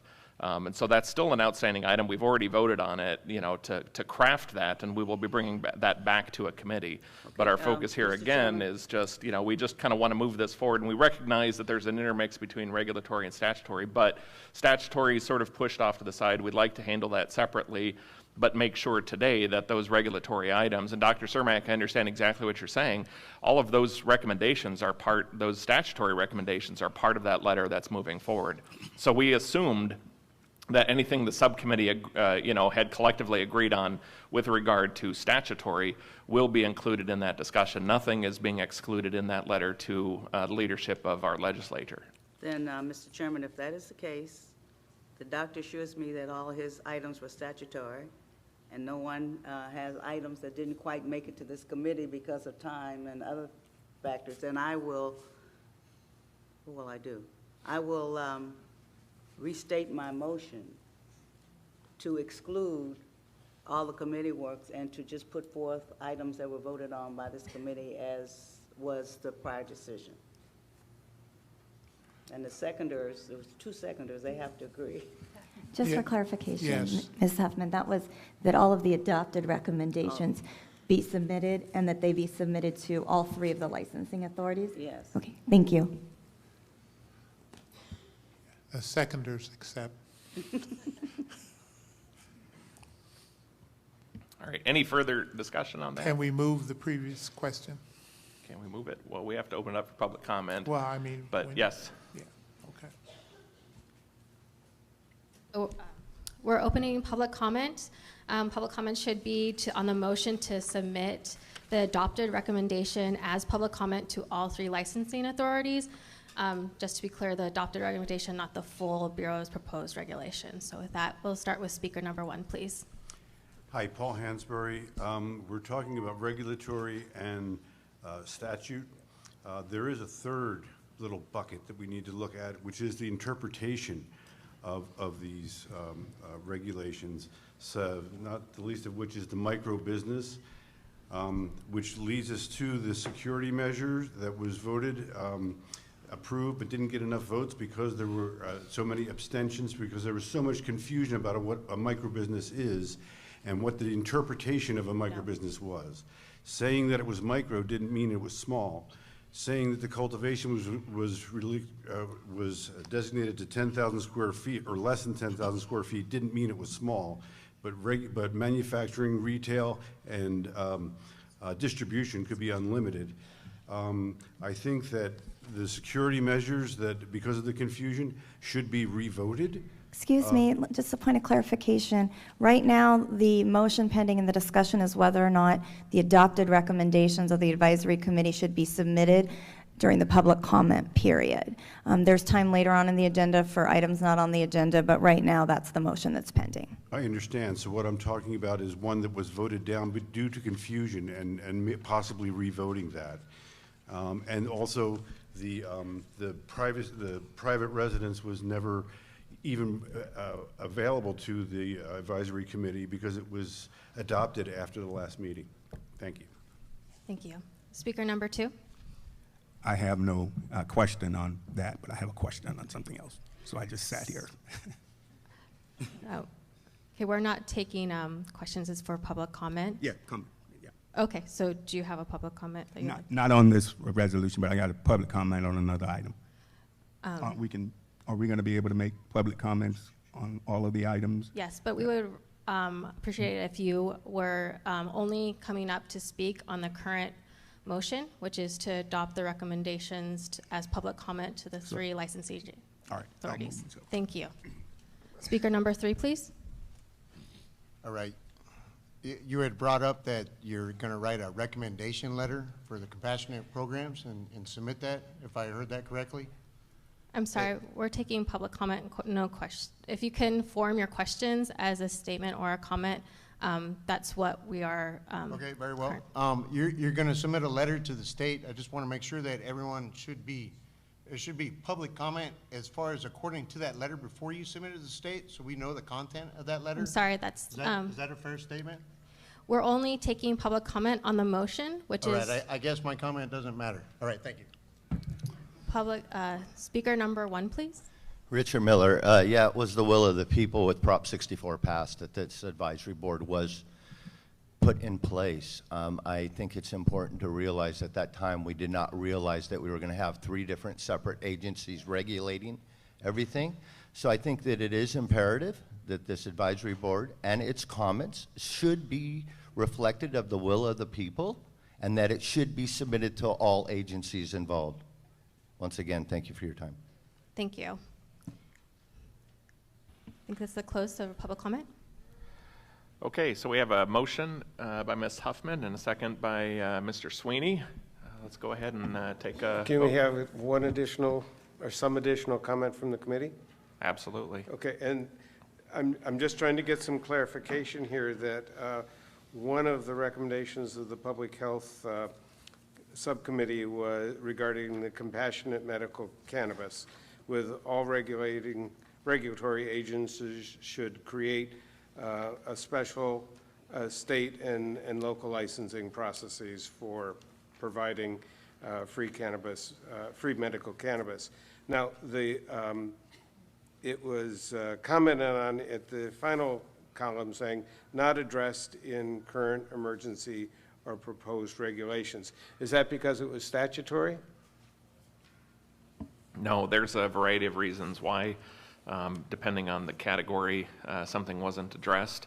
Okay. And so our submitting this as part of the formal administrative record will Okay. require them to provide a full response as to why. So this will be included in the... Correct. Okay, thank you. Let me just add to Dr. Beck.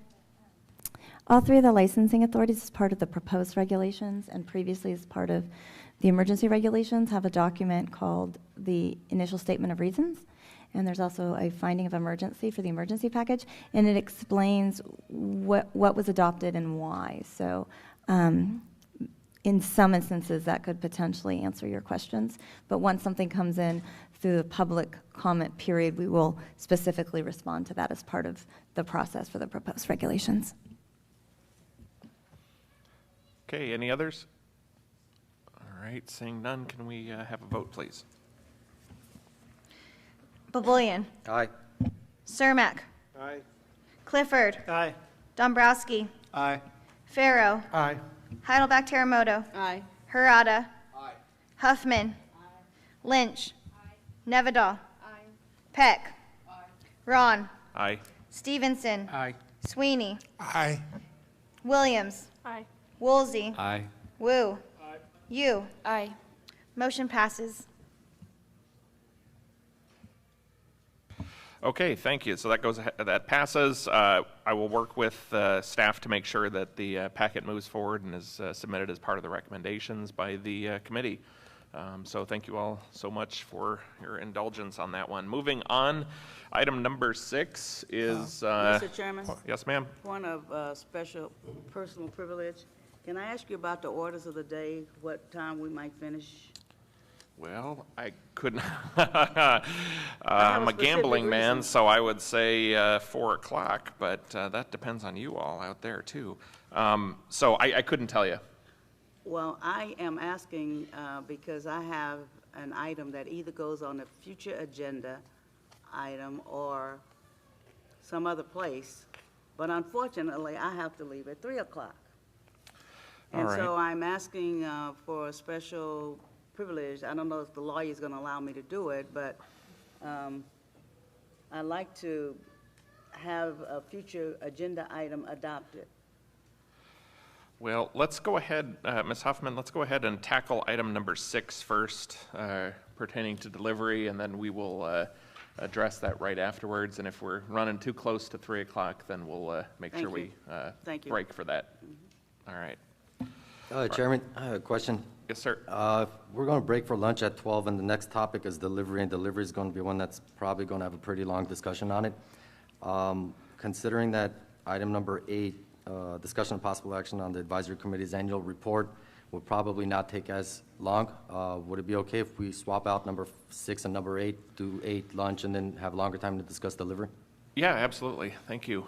Great suggestion. Can we maybe get we don't have to take a motion. We just take it out of Mr. Chairman, Yes, ma'am. I have another question. Are you going to do a motion on this, or? Well, hang on just a moment. Yeah, okay. So we can agree to take, we don't have to take a motion or anything. We can agree to just tackle number 8 real quickly here. But yes, ma'am. Yes, is this a special meeting? This meeting today, because it's not, I thought this was a special meeting, but it isn't labeled as such on our agenda. So that's why I was wondering to add anything to this agenda. I think we've already added our agenda items for future meetings at the last meeting. So I just want clarification, because it's my understanding this was a special meeting and it's not indicated on any of our paperwork. So actually, it was treated as a regular Bagley-Keene meeting. You did have a 10-day notice. It was one that you all agreed to hold, but it didn't move under the special meeting requirements of Bagley-Keene. Okay, so let's go ahead and take item 8. Maybe we can get a quick staff report on what the advisory committee annual report is. I asked to have this in discussion with staff to put it on now because it'd be a shame for us to start talking about our annual report at our last meeting because it doesn't quite give us enough time to really get our act together. So I was hoping we might be able to just briefly discuss what the annual report is, start putting that into our thought process, because between now and the end of the year, we basically have 2 meetings left to pull all of this together. And so I just wanted to discuss process and how best to move forward on that. So I can speak to that. So in the statute that created the Cannabis Advisory Committee, there is a stipulation, Section C, that says, commencing on January 1, 2019, the Advisory Committee shall publish an annual public report describing its activities, including but not limited to the recommendations the Advisory Committee made to the licensing authorities during the immediately preceding calendar year and whether those recommendations were implemented by the licensing authorities.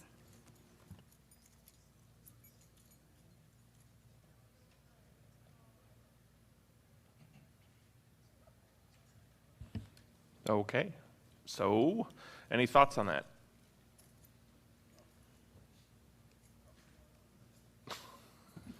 Who is it that writes that report? Are you volunteering? No? No. Okay. I was hopeful. I'm assuming that falls onto the chair and co-chair to provide that and work in concert with staff.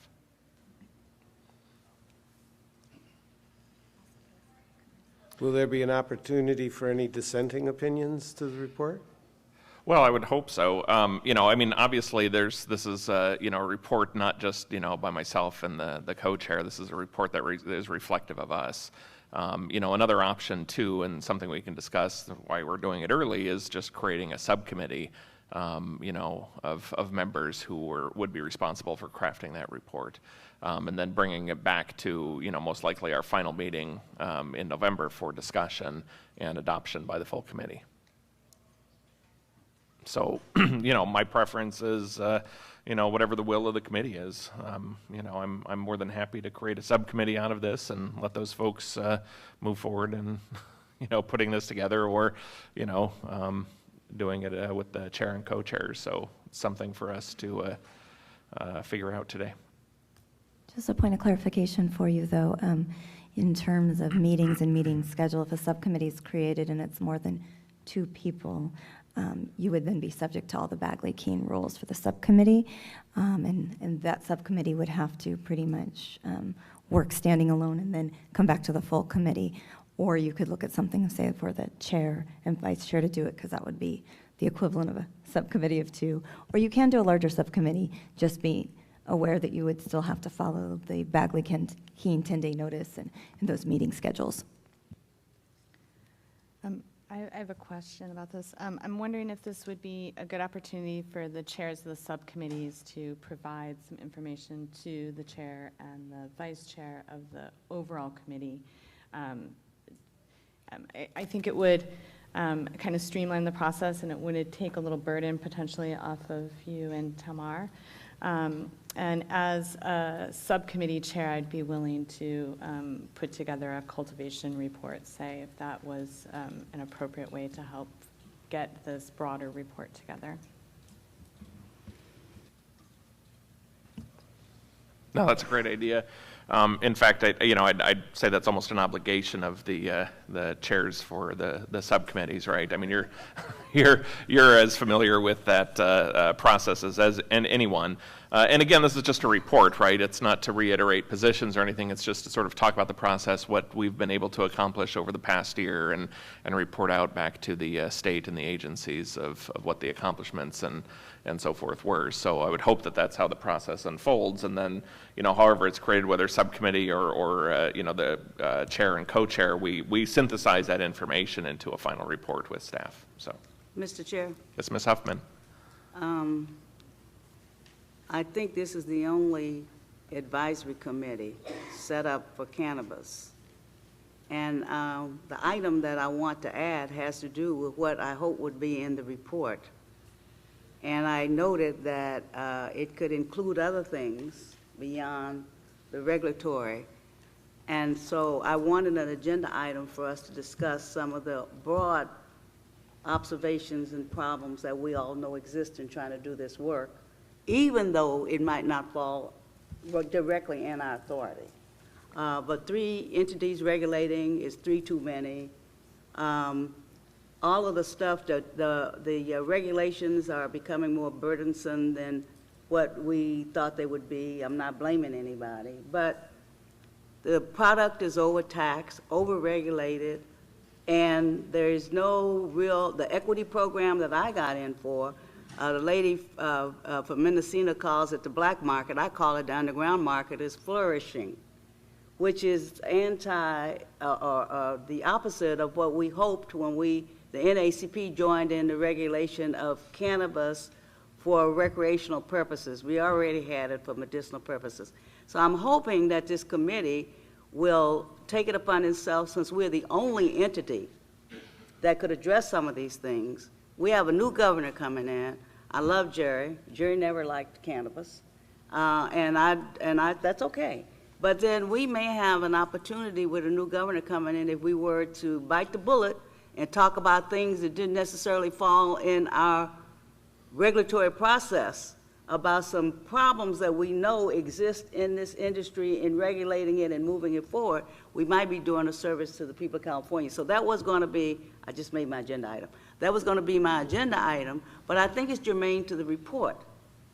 And I think as public servants, volunteers, we should move up another level and talk about some of these issues that nobody's willing to talk about. 3 entities, I say too many, need to consolidate at the state level. We need to figure out the relationship of the state to the locals, especially when it comes to equity. And I'm hoping that we can make that a future agenda item in time to get it into the report. Hey, you got it in there. All right. Clever. No, I think, 100% agree. I don't think it's just, a matter of us reporting out, what we did in the past year, but making recommendations moving forward on, the role of this committee, the process, and recommendations back to the state on, efficiencies and issues of equity and so forth. So, yeah, I think that's a big part of our conversation, and definitely needs to be part of that process. Absolutely. I have a question. Would we be able to schedule that as a general, call it another special meeting, call it a subcommittee meeting with just one agenda item, and that's just the general discussion of all things cannabis in California? Because a lot of the meetings with the agendas, the way they were set up, whether it was public comment, whether it was the subcommittees or even the full committee, we were really limited to specific areas of the regulations, some statutory, some regulatory. But I think Ms. Huffman brings up a really good point. We need we've taken in a lot of comments, left, right, up, down, pertinent, not pertinent. Just need a day to really discuss everything. Yeah, I can see Ms. Colson's getting ready to push her button, and she did. I'll preempt her and just say no. That's not allowed. But, again, if it's the will of the committee to create a subcommittee, I think that's a perfect opportunity. And, sir, if you have, a particular interest in that, then, we could create the subcommittee to talk about sort of the big picture items that are germane to its annual report. And I think that may be, a clever way to sort of capture that conversation, but not make it a full, committee discussion. Because I think you're right, and Ms. Huffman, I think you're right as well, is that there are some items that are, that are hard to capture under, a specific agenda item, and being able to, sort of have that conversation and, generalize recommendations. We'd have to be careful how we phrase it, and again, we don't want to, talk about everything under the sun. It has to be specific to that annual report, but I think that's a great place to do it. And hearing you folks talk, I think it makes a lot more sense to, create a subcommittee on this, because certainly certain folks and individuals and their organizations they represent have a deep interest in this, and so maybe our next step is to create that subcommittee. Sure. And just as a point of clarification, if the subcommittee is subject to Bagley-Keene, you would still have to have some specificity in the agenda so that the public's on notice about the topics that'll be talked about at the meeting, so they can determine if they want to participate from that agenda. Sure, so something along the lines of state of the industry? No. No. No, that doesn't usually give everyone sufficient enough information to determine if you're going to be talking about things that matter to them. Sure. I'd like to state, I wholeheartedly agree with Ms. Huffman as well as Mr. Bouillon. And there are some things that are necessary to move forward. We all understand that there's a myriad of things that we need to address. And I personally find it very frustrating to the extent that we have yet to provide a solution for the banking issue. And it's extremely incumbent on us to have a banking solution to move the industry forward. And in my mind, that's about one of the more important things after diversion. We have to have a way to engage in commercial activity in a safe way, in a way that's accountable to the shareholders. And having this issue for 12 years is deafening. No one wants to take the ball and move it forward, but everyone wants to move the goalpost back. At some point, we have to say that we're doing this in the best interest of the state, and maybe if we move the ball forward, the entire industry moves forward.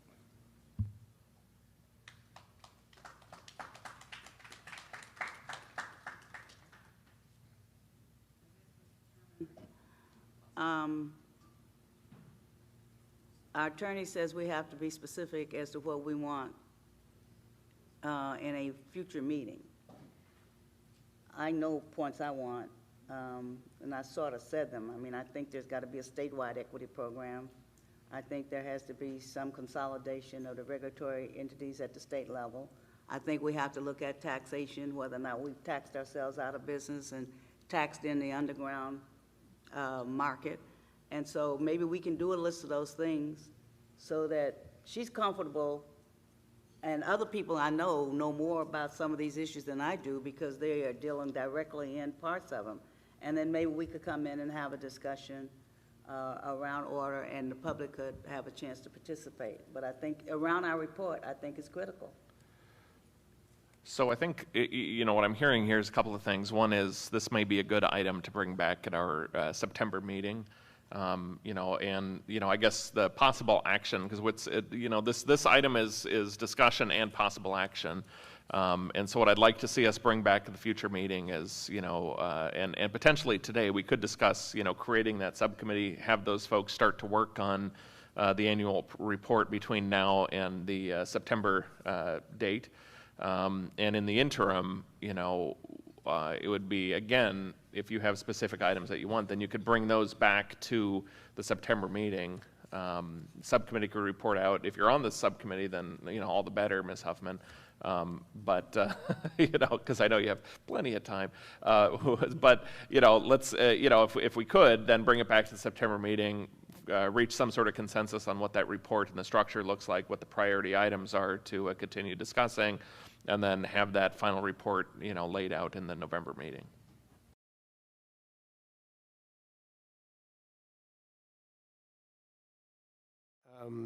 Submitted something to the committee that's doing this in terms of what that perspective is. That would help write the report. And I think a third component could be if each of us as individuals can submit things that we believe, the list of things that we believe still need to be discussed. And that could be part of the report as well.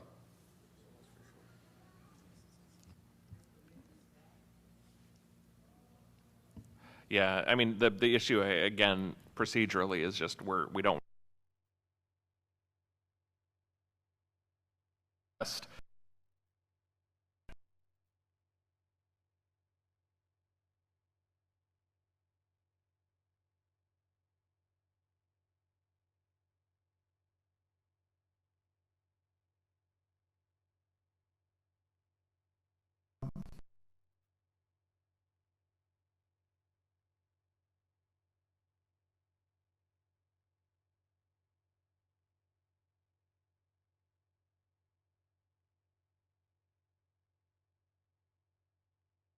in the Cannabis Advisory Committee adopted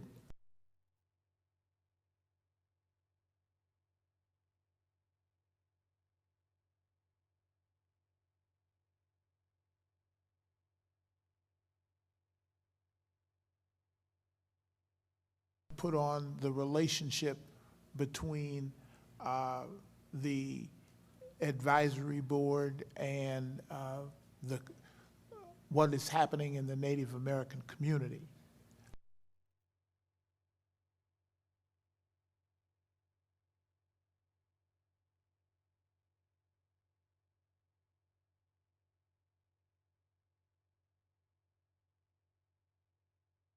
That meeting was just to pick up. Okay, well, I just want to get these points out because this, Ms. Hoffman is bringing up a point about equity, and that same point was made in the meeting. And so if we're going to wrap that into the discussion that includes taxation or even over taxation, if that's what the situation is, then we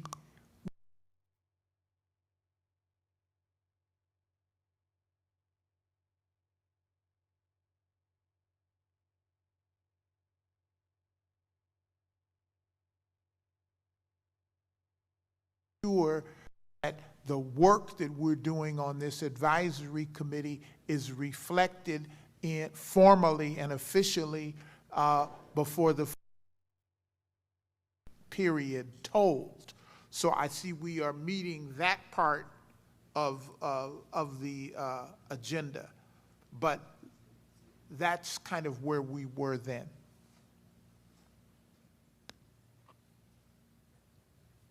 All right, any other discussion? All right, so we're gonna need, yes, Mr. Wu. I was just gonna jump in. I mean, at the risk of being hugely unpopular, I mean, when I sat on this committee, my understanding was that we're here to affect things that we can change through the regulatory process. And there's been a big, everyone kind of has reflected the comment that there's not been enough time, right?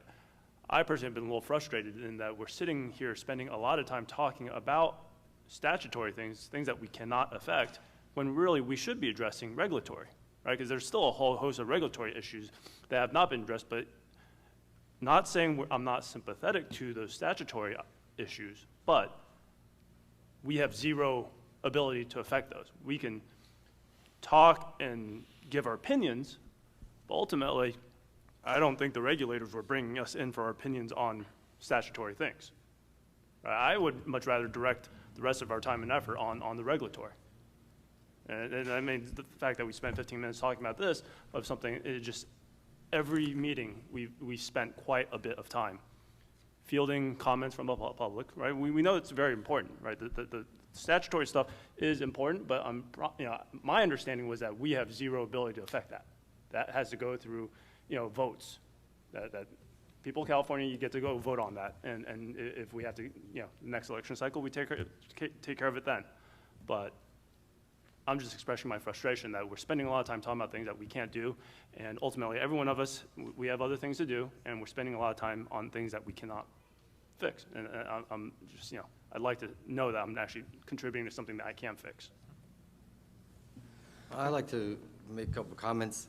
See, on the regulatory, if we even read the Cannabis Advisory Committee, number A, it says, Bureau shall convene an advisory committee to advise the licensing authorities on the development of standards and regulations pursuant to this division, including best practices and guidelines that protect public health and safety while ensuring a regulated environment for commercial cannabis. So it's not necessarily the advisory committee was set up to advise on the specific regulations and help develop the regulations. That's a lot of policy stuff. A lot of that stuff gets taken care of through lobbying efforts outside of the advisory committee. I think the purpose of this advisory committee was to advise the three bureaus on best practices, what the implications of these regulations are, not necessarily the language of the regulations, what should be allowed, what shouldn't be allowed. It's to take our respective sectors that we represent, the pains, what keeps us all up at night, present them to the three bureaus so the three bureaus can take that into consideration and draft that much better set of regulations. So I think along the way, at some point, we really got cornered into regulatory changes and discussing specific language, where it's really a lot broader than that, and it's really to advise on best practices, what works, what doesn't. So, yeah. But on that note, there are certain things that we all discussed together in our subcommittees and as a group, and that we have heard time and time again from this public. Paul and Susan have been, I think, at every single meeting, and we've heard over and over again that, and it could be because California is such a huge state, so what's going to work down in LA is not going to work for the growers that are up north. In addition to that, we have, I understand that there's a lot that's passing through the ledge right now that might be helpful if all of us were aware. I don't know if that's outside of what we should discuss with this group, but those things help. Things like compassion, when we hear over and over again from groups who need to have that, in the regulations, but then we've got a bill that, I'm not super familiar with, but I know that it's moving its way through. Does that help us in that regard? And so we're sitting here kind of waiting to bring what concerns us to the table, but yet every single meeting we come to, we're discussing compassion, and we're discussing the veterans and their ability to get their hands on the medicine that they need. And we're talking about small farmers that made this industry, and where are they going to fit into this model? And those are things that we're all waiting to talk about and fight for, and we're not really sure where that fits in to this process.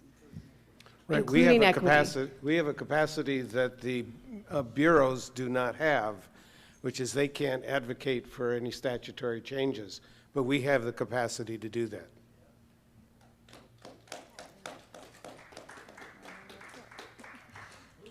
All right, so bringing us back to the annual report,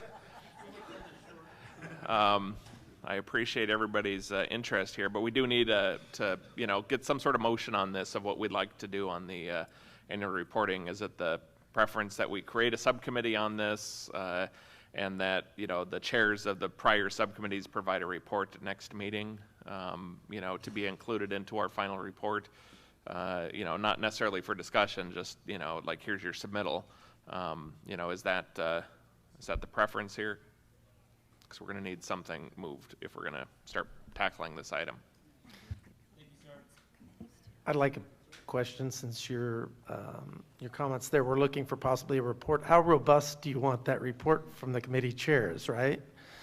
Because that matters. Are we going to hit the highlight points, or are we going to hit the 300 pages, 200 pages of talk? No. Yeah, I'm just trying to get clarity on what you're looking for from us. I'm happy to give you a report on that if it's I going mean, to you or we have whoever a it is. fairly robust record already Right. on all of this. Right. So, you know, if we want this report to be useful, Right. That's what you I'm- know, you're going to want elevator speak on this.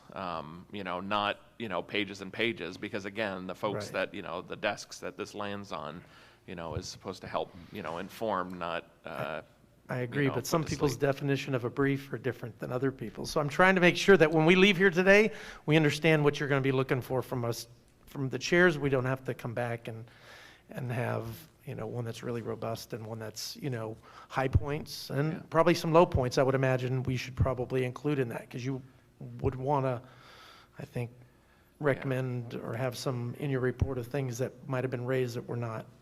Well, if you guys were students in my class, I'd be telling you 12-point times New Roman font, double-spaced, 5-page minimum or maximum. You know what Maximum, I mean? yeah. You know, think along those lines, right? Yeah. I would say, you know, we're not trying to, you know, report out on specific details. Again, it's high-level stuff.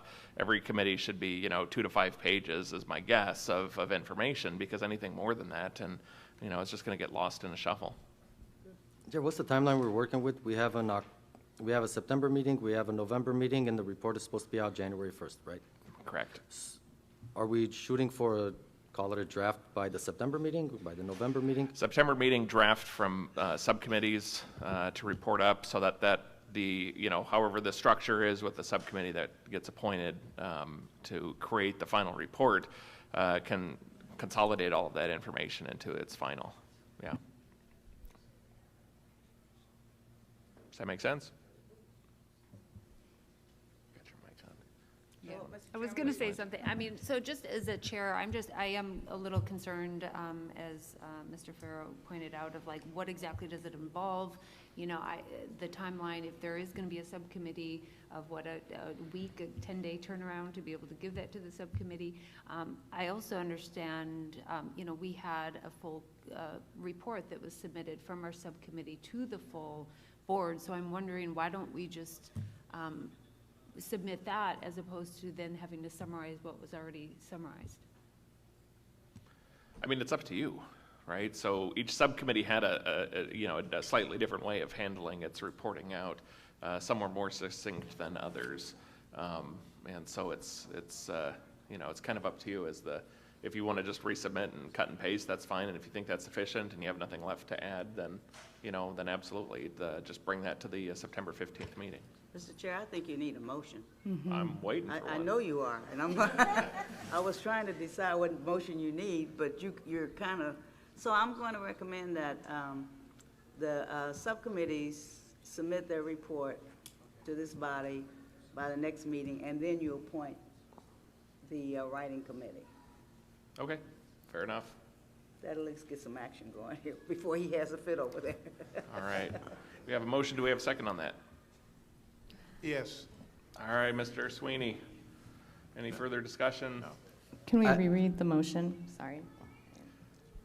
Restate the motion, Ms. Huffman. Oh, the motion is the subcommittees submit their analysis or synopsis to this committee by the next meeting, and that the chair then appoints the writing committee. The chairs of the subcommittee. Yeah, the chairs of the Thank you. subcommittee submit their report, and then you wanted a committee to do the writing of the report. So that the September meeting create a writing committee based on what the subcommittee people submit. So yeah, just one comment question on that. So would the annual report that comes out in January, would that be limited to just the subcommittee recommendations that we came out with for the regulations, or the complete No, full there'd be annual full, report? so that's just step one. The rest is the writing, like Ms. Huffman said, the writing committee would then sort of consolidate all the rest of the information, including the subsequent meetings. Yeah. Second? All right. Yes. All right, we have a second. We need to open up public comment. Anyone? This was such a short item. Public comment on the annual report, the motion on the table. What happened to the committee that would? It's only do- I'm sorry, it's Comments, not only, questions. there's no questions, only comments, so please form your questions as comments. Okay. please go back to this gentleman's suggestion and form a committee to do the broader scope stuff that the subcommittees missed. All right. Speaker number one. I think it's super vital that the committee forward recommendations also to the legislature and any and all other agencies that have a dog in this fight. Sorry, this is on the motion about the annual report on the committees. Then I encourage the committee to approve the annual report and send it up the hill. All right, seeing no other public comment, can we get a vote, please? Babulian? Aye. Cermak? Aye. Clifford? Dombrowski? Aye. Farrow? Aye. Heidelback Terremoto? Aye. Harada? Aye. Huffman? Aye. Lynch? Nevedal? Peck? Ron? Aye. Stevenson? Aye. Sweeney? Aye. Williams? Woolsey? Wu? You? Aye. Motion passes.